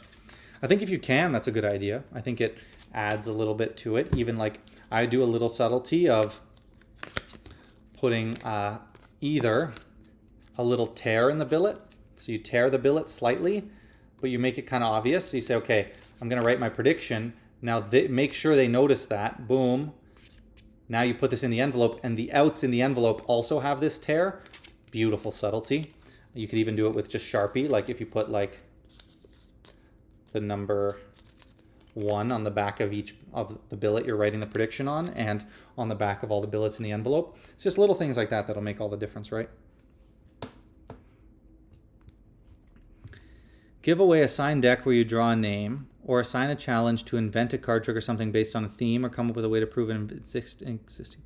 You know what might be cool? Because I see another person said do a talent show would have been cool. I've been working on a FISM type Leonard Green routine for the past year. That's awesome. But then someone else said like a Fool Us competition. So what about, I like the Fool Us or Fool Me idea. But what about some kind of, like, I've been trying to bring back the Sleight Off, my Sleight Off series for a while. No one wants to smoke. No one wants to do it with me. But it will come back. It's going to come back this year. Don't worry. I still have some more people to reach out to. But the Sleight Off, if I gave like a sort of Sleight Off challenge, so create A.C.A.N using whatever sleights, back palm. That's the one. That's what Kevin gave me. Kevin made me do a fucking A.C.A.N with a back palm and an Elmsley count. I had to get creative for that one, but it was a whole lot of fun. And so I do something like that, and then everyone's now, instead of just a straight up open talent show, everyone is sending out their best attempt of this particular plot with this method and this restriction, and then we could vote on our favorite. So that's like a cool idea. So I could either do like a Fool Us style where it's like open-ended, just try to fool me, but it wouldn't only be fooling, it would like be my favorite act as well. Or I could do like a Sleight Off challenge, and then the winner would get a giveaway. I kind of know what I want to give away. I'm not going to tell you yet, but that would be really cool. Actually, I like that. That's a good idea. It's not just the YouTubers in the comment sections are awful. I feel for Craig because he seems like a genuine guy. Yeah, Craig is a genuine guy. He is. He does a lot for us in the community. He gets a lot of undeserved hate. I got to meet him at Blackpool. He's a very nice guy, but you know, it's unfortunate. He's very polarizing, but ultimately, like, you know, kind of unfortunate, you know. But people in the comments, they're just fueled by, but the people on YouTube, the people with the voices are important, right? Because whether or not people feel like they're being influenced, you are being influenced by the things that you watch, right? Like even subtly, even subconsciously. And so you do have a responsibility to, when you review something, have some honor and actually watch the tutorial before you put out a review, right? You have a duty to think through your arguments and not contradict yourself in the same video. You have the duty to spend some time, chill, get yourself in the right headspace to make a good review that you're not going to need to walk back a day later when you've already caused a bunch of damage to a lot of other people, right? You have responsibilities because you have a voice. At least that's how I operate. That's how I actually use my brain and put some thought into the content that I put out and avoid negative content. You know, I'd never make a video about that kind of stuff. Like, said YouTuber in question, you guys may or may not know. Ugh, I don't really want to get into this. Anyway, said YouTuber put out a video about me a year or two back, and I just didn't even respond because it's nonsense. It's absolute nonsense, right? And I'm not going to spend time making a video about this. Like, it's magic tricks, you know? But, you know, that, you know, live streams are nice, but at the end of the day, there you have a certain responsibility, because even like when I saw, say, unbiased magic reviews, which was another review that was put out, which was actually a lot better of a review, I thought, compared to what I was expecting from him, because unbiased, you expect him to tear it apart. And he did. He said some nonsense stuff, and the whole thing of Craig licking his fingers, like, what the heck is that? That has nothing to do with the trick. So, like, he obviously has some bias, Mr. Unbiased, as you can tell. But, I mean, he's kind of a... Anyway, I won't say. But his review, even after watching that, I was a little bit like, you know, maybe... I just had a feeling of, like, not like... I could tell my thoughts were a little bit more negative about the atomic deck than they were before that review. They were, and I'm someone who thinks it's a good trick. A trick not for me, but a good trick, right? A really genius method, frankly. Something super new. Definitely push the boundaries. Not for me, but really cool. But I felt that kind of looming sense of like, it's a negativity surrounding it. Then I watched, Craig and Lloyd's video, and I have, now more positivity than I did before. So even me, who's already made up my opinion, I could still feel that little bit of tug, right? And you think about people who haven't made up their opinion, or people who are, maybe less or more easily influenced. You have a responsibility, right? Why? Yeah, you know what? It's not even about the trolls, because like it's not like it's people who are trolling me. This is like, someone that you got. I mean, I've not been exactly secretive as to who we're talking about here, but I don't really want to get into all that went down and what happened. There was stuff. I've talked about this a little bit on live, and there was stuff, a lot of stuff that went down behind the scenes, and then I never made a video. I was never going to talk about it. And then they went and made a video and just aired everything out. And it's like, if you're a man, you would keep it between men. Like, you know what I mean? It's just ridiculous, because it's unneeded. And it did cause some people to start asking about the situation. And it's like, we're just not going to get into it.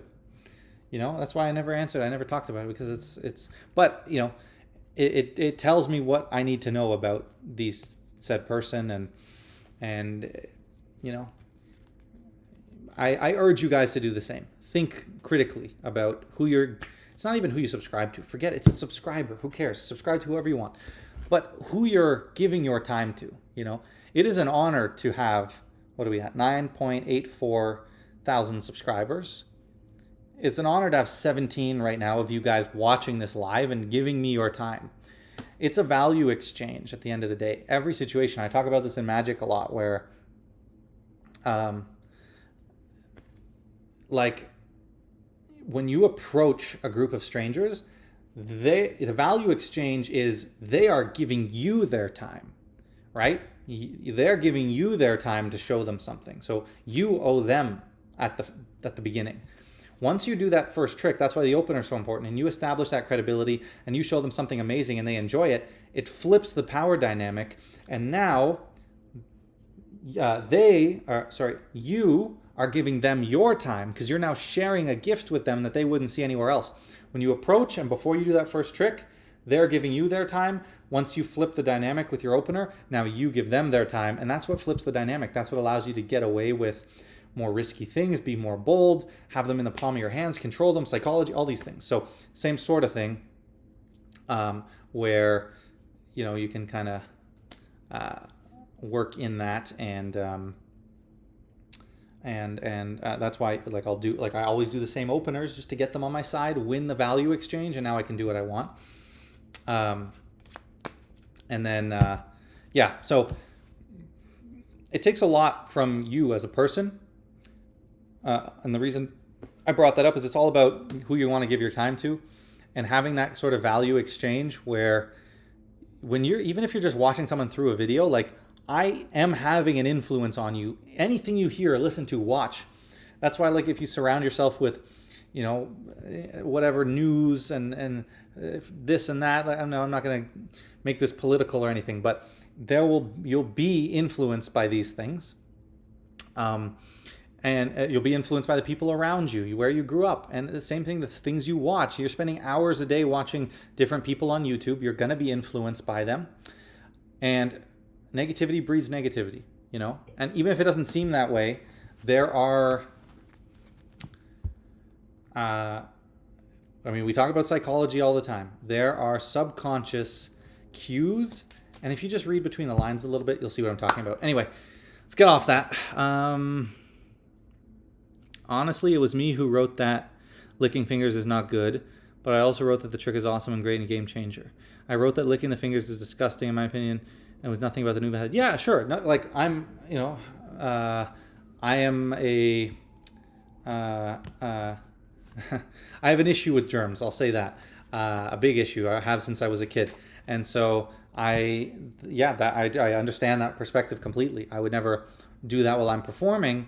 Craig kind of explained that he's been dealing with something, and so if that's the case, then I feel bad for him. I personally also, wouldn't have done that. But again, you never know what someone's going through. There's no need to, put that negative. There's no need to, right? Like, it's just why, like what, like even unbiased magic reviews. Man, you're a doctor. Go make your bread. You know what I mean? Go make your money. Like, make your reviews if you want, but why do you need to get into internet drama? You're a doctor, man. You're set. Like, what do you need? You spent all this time. Whatever, how many years? What, you're talking 10 years or so? You spent 10 years undergrad for your doctorate, your residency, and now you are, obviously, yes, he's still working as a doctor, but you're spending all that time you put in to have a great job, make presumably a really good income.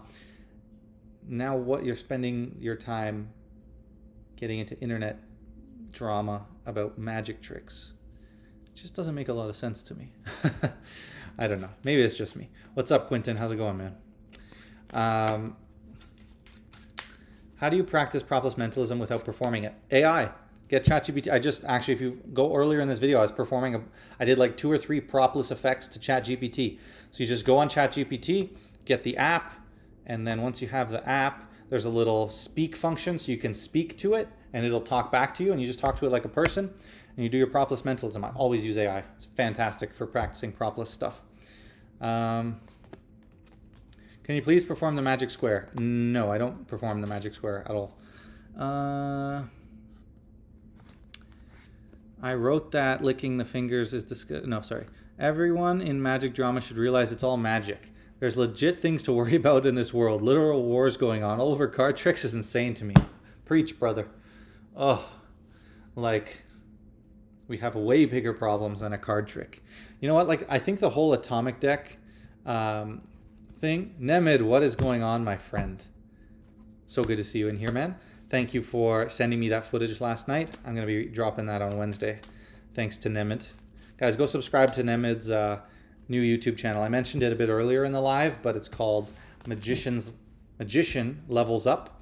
He's kind of documenting his whole journey of his new goals, in terms of getting fit and doing more magic and all that stuff. So best of luck on that, Nemid. But yeah, what was I talking about? There's wars, guys. Like, I think the whole atomic deck thing literally just could have been, like, I get it, people want reviews to save money, and or to make sure they're getting what they want. And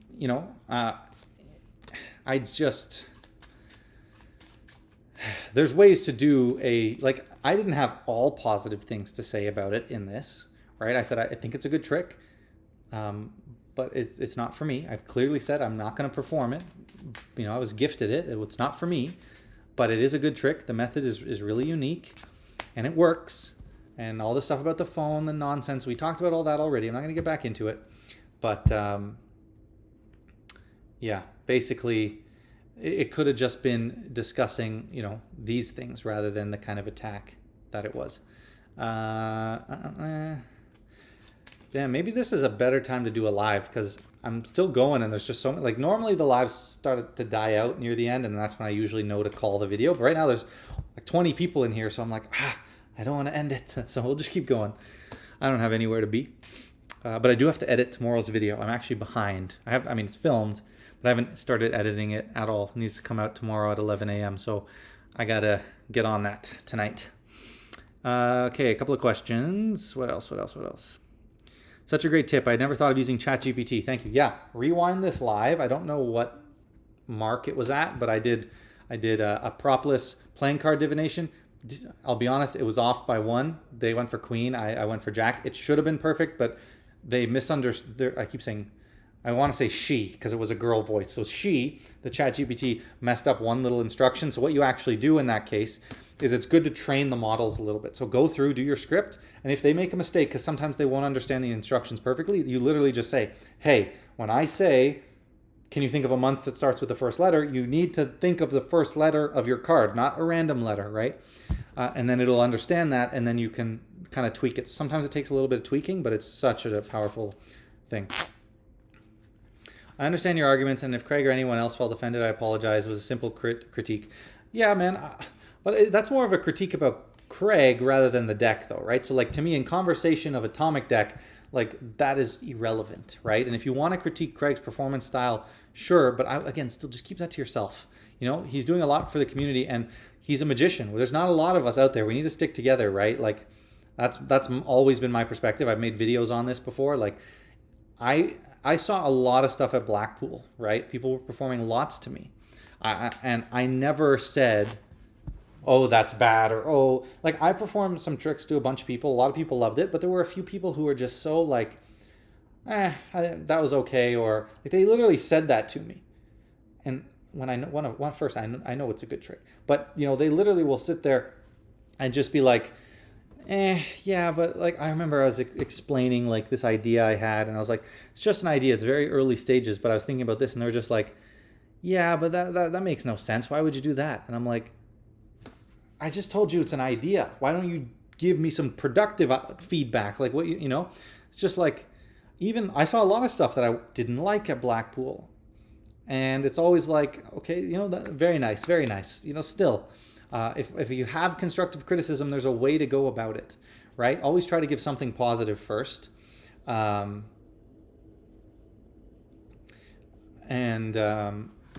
So, yeah, I mean, that's my thoughts, right? Like, just say something positive. There's a lot of stuff at Blackpool. Like, I saw, is it Lumino?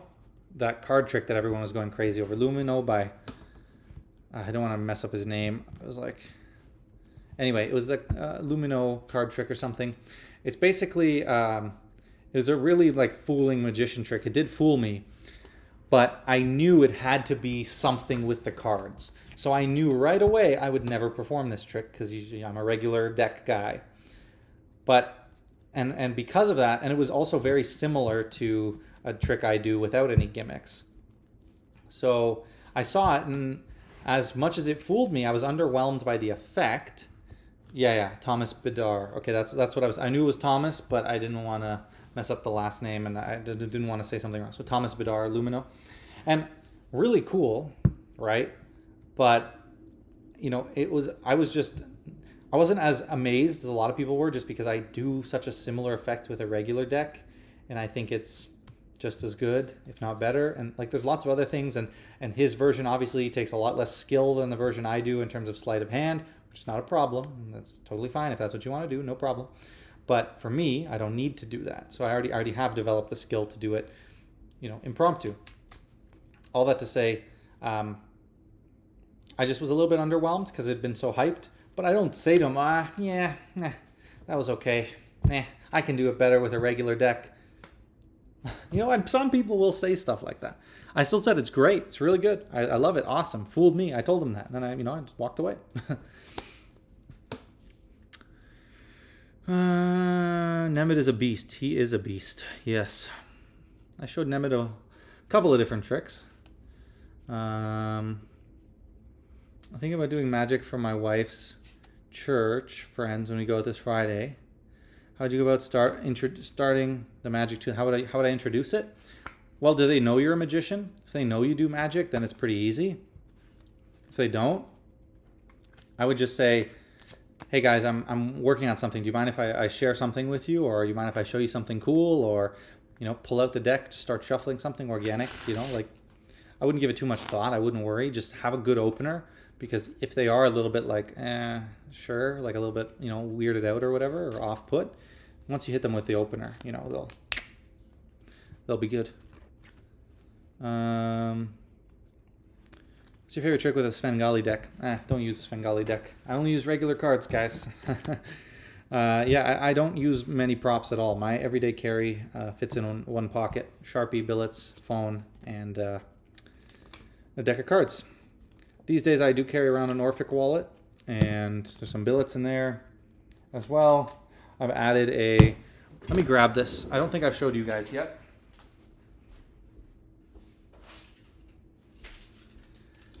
I added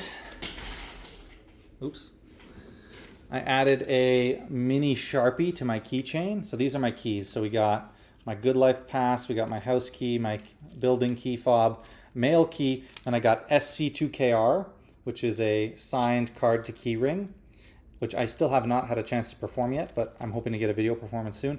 Then I got this mini Sharpie, which just pops right off and then can clip right on. I got these on Amazon. So that allows me, because I always carry the big Sharpie in my pocket with a deck of cards, but this way, the only problem I was finding is I normally always carry that setup with I've shown you before, but it's cards in the box. So imagine these are in the box, and I put the deck here, I put a rubber band around it, and then I slide the billets against the card box, and that's the little package I carry. Once in a while I found myself without a deck, but then I would have my wallet. Now that I have the Orphic wallet, there's all these billets in it. Well, then I'd take it out to go perform something, I had nothing to write with. So that's why I started doing the miniature Sharpie. Yeah, and then I have a couple other things. I'll show you what I have in my Orphic wallet, though, actually. That'll be interesting.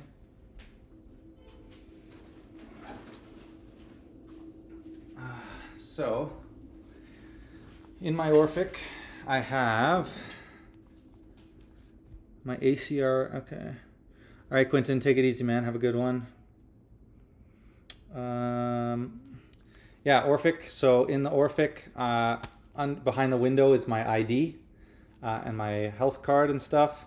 I also have tucked in there some cash and the decode Jack of Diamonds with the QR code in it. I like to keep it there just so I can easily add it to my performance deck, or I could use this as an individual piece of magic if I wanted.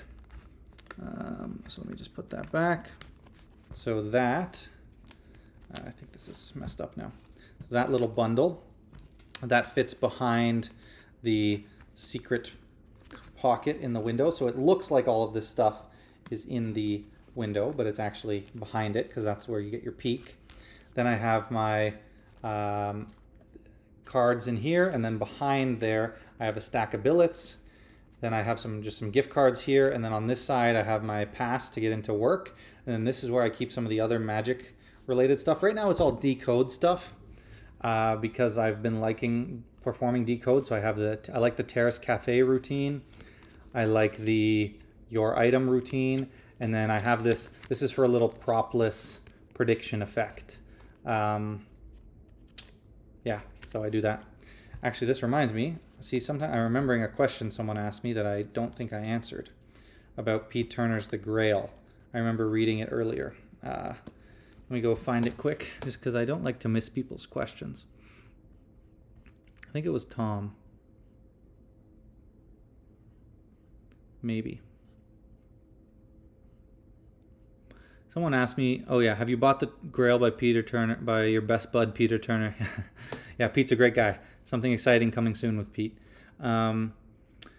Absolutely loving that. No, I didn't buy The Grail. I'm just so well read in a lot of Pete's stuff. It's kind of like the lecture at Blackpool. Like it was a great lecture, and I learned, but I didn't really learn anything from like trick or method wise. I knew how all the tricks work because I'm just so well read in his material. And so it was more like his philosophies and the scripting and the thinking that I kind of took away. Have a great rest of your weekend. All right, David, have a good one, man. David, what's going on? David, I didn't even know you're in here, man. I was just, yeah, it's funny. I haven't talked about decode the whole live. I don't know if you've been in here for a while, but I did mention it earlier. But yeah, I threw a couple of things in the wallet. I still love the routine with the Jack of Diamonds. Still my favorite routine. You know what, David? I will say I really overlooked this one. And I kind of wish, I think this is one you had asked me to get performance footages of, and I didn't. And I'll be honest, I simply was just like, I don't really think this fits me. Like, I'm like, I don't really think this would work for me. But I didn't, the thing is, I didn't really actually even I should have looked at it. Because I just kind of looked at it and I was like, oh, okay, you pick one of these, cool. But then I love the way that it's been tied into the video. I think that really makes the effect. So I've been carrying it around, and I like it. I do like it. It's much better because it's on the video. I think if it was just like a menu reveal or something, that was my initial impression before I, did my due diligence and actually was like, oh, it is a video. I didn't know it was a video. But so I like that one. I do like that one. So I like that, the ultimate freedom, obviously, and then I think I'll still perform it all on my phone though, David. Just, you know, I really, the work you've done for the spectators' phones is really cool. I played around with it a little bit, but I just like having it contained on my phone, easy. I don't have to think about too much, but I really like that. I still want to sit down. And I remember, David, I sent you a message about this routine that I wanted to come up with, and you had no idea what I was talking about. And I agree, I had no idea what I was talking about. Well, I do know. I have this idea in my head, and I know there's an amazing idea in there somewhere. I just have to work it all out, and I've just been so busy with Blackpool. And I just haven't had a chance to, like, I've been so many other things I'm working on, but I promise you I will sit down and I will iron out this routine one day, and one day you'll see a post in the Facebook group and I'll have a performance of it and you'll hopefully really like it. But it's similar to what that thing Craig came up with. I remember I watched the interview with you on Craig's channel, and when Craig said it, I was like, oh, that was my idea. Like that. Well, and he thought of an actual routine that used it really nicely. I have a different idea of what I want to do with it. But it's kind of, just to give you, the people who are in here, it's kind of the idea of, so Decode allows you to scan a barcode to anywhere. And I always thought, you know, well, there's a couple ideas. One, I want to get a performance video of me doing it organically, where there's like a piece of garbage or something on the ground with a barcode, or someone has a barcode on their jacket or something, and I can do the, this isn't my idea, but this is just another idea, do the ultimate freedom thing, because I did the tattoo one for the trailer, and that was really cool. So something like that. So I've even thought about like loading like some kind of like crumpled up like receipt or barcode or something, and doing something organically, like, oh, what's this on the ground? Let's scan it. I want to do that, but the idea is more like, well, the issue with Decode, it's not an issue, but, you know, to poor performers, it's an issue. Well, what if the spectator wants to scan it, right? And then they wouldn't be able to scan the barcode on their phone. For me, I thought, well, what if you utilize that, where it's kind of like you use Decode to show something, and then the barcode morphs into something else. So my idea is kind of something to the effect of barcode. I think it would be cool to have a physical barcode, because if you did it digitally on a phone, well, then it's just like, okay, the picture of the barcode just changed. But if there was like, I don't know if a flap card is the answer or something, where you can physically see the barcode morph. Like if you could do that with a physical barcode and you could see it morph. So now imagine you have one spectator freely think of something, another spectator, you take out DFB and you force an item on them. That item is what the barcode actually scans to. The real barcode scans to. This is the force item. The free choice, so you'd scan the barcode with Decode and it would show the free choice. Then again, I have to work this all out into a routine, but for some reason, you would have the second spectator think of their forced object, and you'd say, okay, I want you to hold this in your hand, imagine it heating up and changing the barcode or something. Again, and if it could physically change, like there could be, see it morphing or something, but then maybe that takes away from the whole, anyway, again, lots to work out, but then they could scan the same barcode I could scan it on their phone now, and it would actually line up, something to that effect. I think there's a beautiful routine in there somewhere. I don't know. Hopefully that makes more sense live than through text. But what's your go-to color change? Just the shapeshifter. So I do this all the time. Just shapeshifter, you know. Do that all the time. Let's see, this one, I always like this one. I never do it, but I think it's a Daniel Madison thing. Let's see. See if I can make it look good. Oh, come on. Nope. Yeah, that was okay. Not very good, though.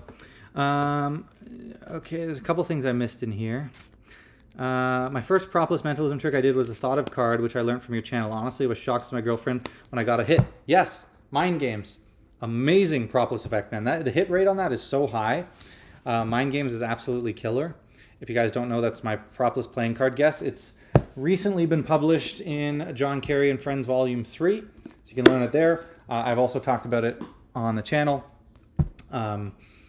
It's really killer PROPLESS playing card guess. I just love it because it's so streamlined. It's so quick. It's no complicated process. You know, just very quick and you're to it.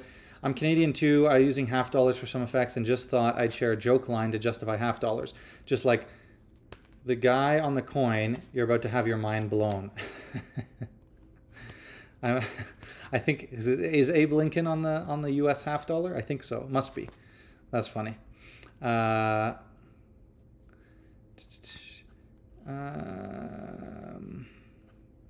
Do you start your card stuff with any setup, or you just go straight into shuffle deck material?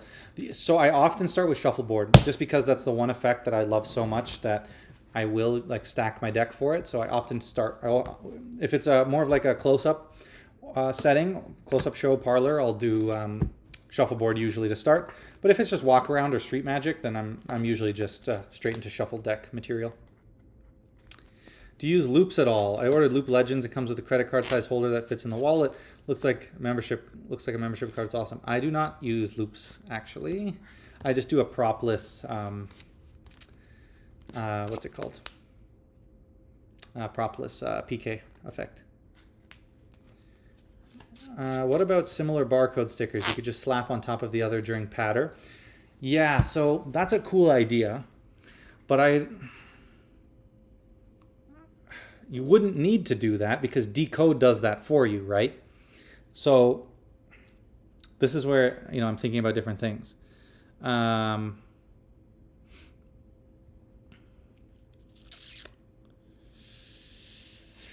it's tough. Oh man, we're almost at 3 hours. Okay, I'm gonna wrap up the live at 3 hours, so in about 10 minutes. So anything else you guys want to ask, jump in. I can't believe I did a 3-hour live. That's like double my normal lives, but this has been awesome. This has been a lot of fun. But yeah, so about 10 more minutes and we'll wrap it. Okay, so if you have a barcode, well then, because I'm saying the barcode, like by magic, whatever they're thinking of is going to change. The premise would be, I think, whatever they think of will change on that barcode, or the barcode will change to whatever they're thinking of. That would be the premise. It would even be cool if you could do it a third time, right? Use NFC tags for digital magic. No, most of the stuff I use is on my phone, self-contained, or it's stuff that I've come up with on their phone that doesn't use any apps or shortcuts. Like I have a really cool peek that I do on the spectators' phones. It's just, native features of the iPhone and stuff. But yeah, so then, so I was thinking if there was a visual change, it would look cool. But then do you even really need that? Because then is it even magic, or is it just the barcode change? Are they just going to think, okay, yeah, cool, the barcode did this cool morph thing, but now it's just a different barcode. It takes away from the magical effect of it's the same barcode, but it's changing based on what you think. I almost think you need a third phase though. You have to do it 3 times. Once with decode, or maybe twice with decode, and then once with something. Yeah, maybe that could be good. Twice with decode, and then by the 3rd time, they're going to see, they're going to start to think, well, maybe it's something with the phone, and now they can then scan the 3rd time on their phone to clean it all up. That might be the answer. I don't know. Do you know any A.C.A.Ns? No, actually, I don't know any A.C.A.Ns. What's A.C.A.N? I haven't heard of that before. No, sorry, I don't. For those of you who are like me, are just getting their beak wet into mentalism, do you have any tutorials to go to as first mentalism trick to start working on? Let's take a peek. Where's Safari? Watch me in the future. Okay, so if you go to playlists on my channel, go check out the new Blackpool review. It's the most recent video besides the membership video that came out yesterday. If you're not a member, go check out a membership. Oh, that's such a good idea. Friction Ink. How did I not think of that? Ooh, hungry and hungover. You are a smart man. How did I not think of that? Okay, Friction Ink, that might be the answer to what I'm thinking of. That would be perfect. Thank you for that. Okay, so if you go to I would start with Mentalism 101. If you're just getting your feet wet, work your way through this. I think we're at 13 videos. Video 14 will be out soon. It's already filmed. So work your way through Mentalism 101. That's going to give you some very basic switches, peaks, things like that. Teach you all about scripting. Credit you? Yeah, I will. Okay, I'll hungry and hungover. I don't know if I can credit that, but you'll just know you're always credited for that. I'll say hungry and hungover on YouTube inspired this idea if I ever come up with something good. So yeah, so work your way through. It'll give you all about character, scripting, psychology, the important things with mentalism, that because mentalism is really easy in terms of like the methods, but it's everything else that's, you know, is important. So start there, and then effect wise, I think you can come up with effects from this, like literally just a simple billet routine using all the techniques I've taught.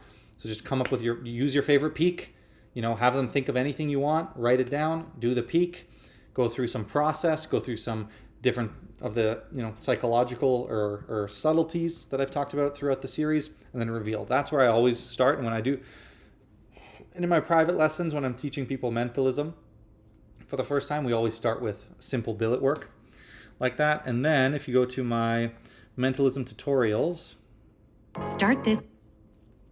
So this one is good, the new mind reading card trick I put out, but it's kind of in between, honestly. And I don't really, like, I don't want to plug my membership, but my membership is like the place to go for like mentalism fundamentals and like incredible pieces of mentalism. But there's just so much quality material on there in terms of like fundamentals, and because we're learning from like the Bible of mentalism, but with all my touches and spins on it and brand new methods and ideas and plots and all that. So that's a really good spot. But barring that, I'd say on the channel, something simple like mental image is a good one. It's a little bit more tricky with the scripting, but if you practice it, it's a really good one to kind of blend cards and mentalism. The new self-working one I taught is also in that same vein, card and mentalism. Then I would probably say, like, my if you want PROPLESS, like this is the perfect PROPLESS thing to start on. This is my mind games routine. But then I would say convolution's pretty good.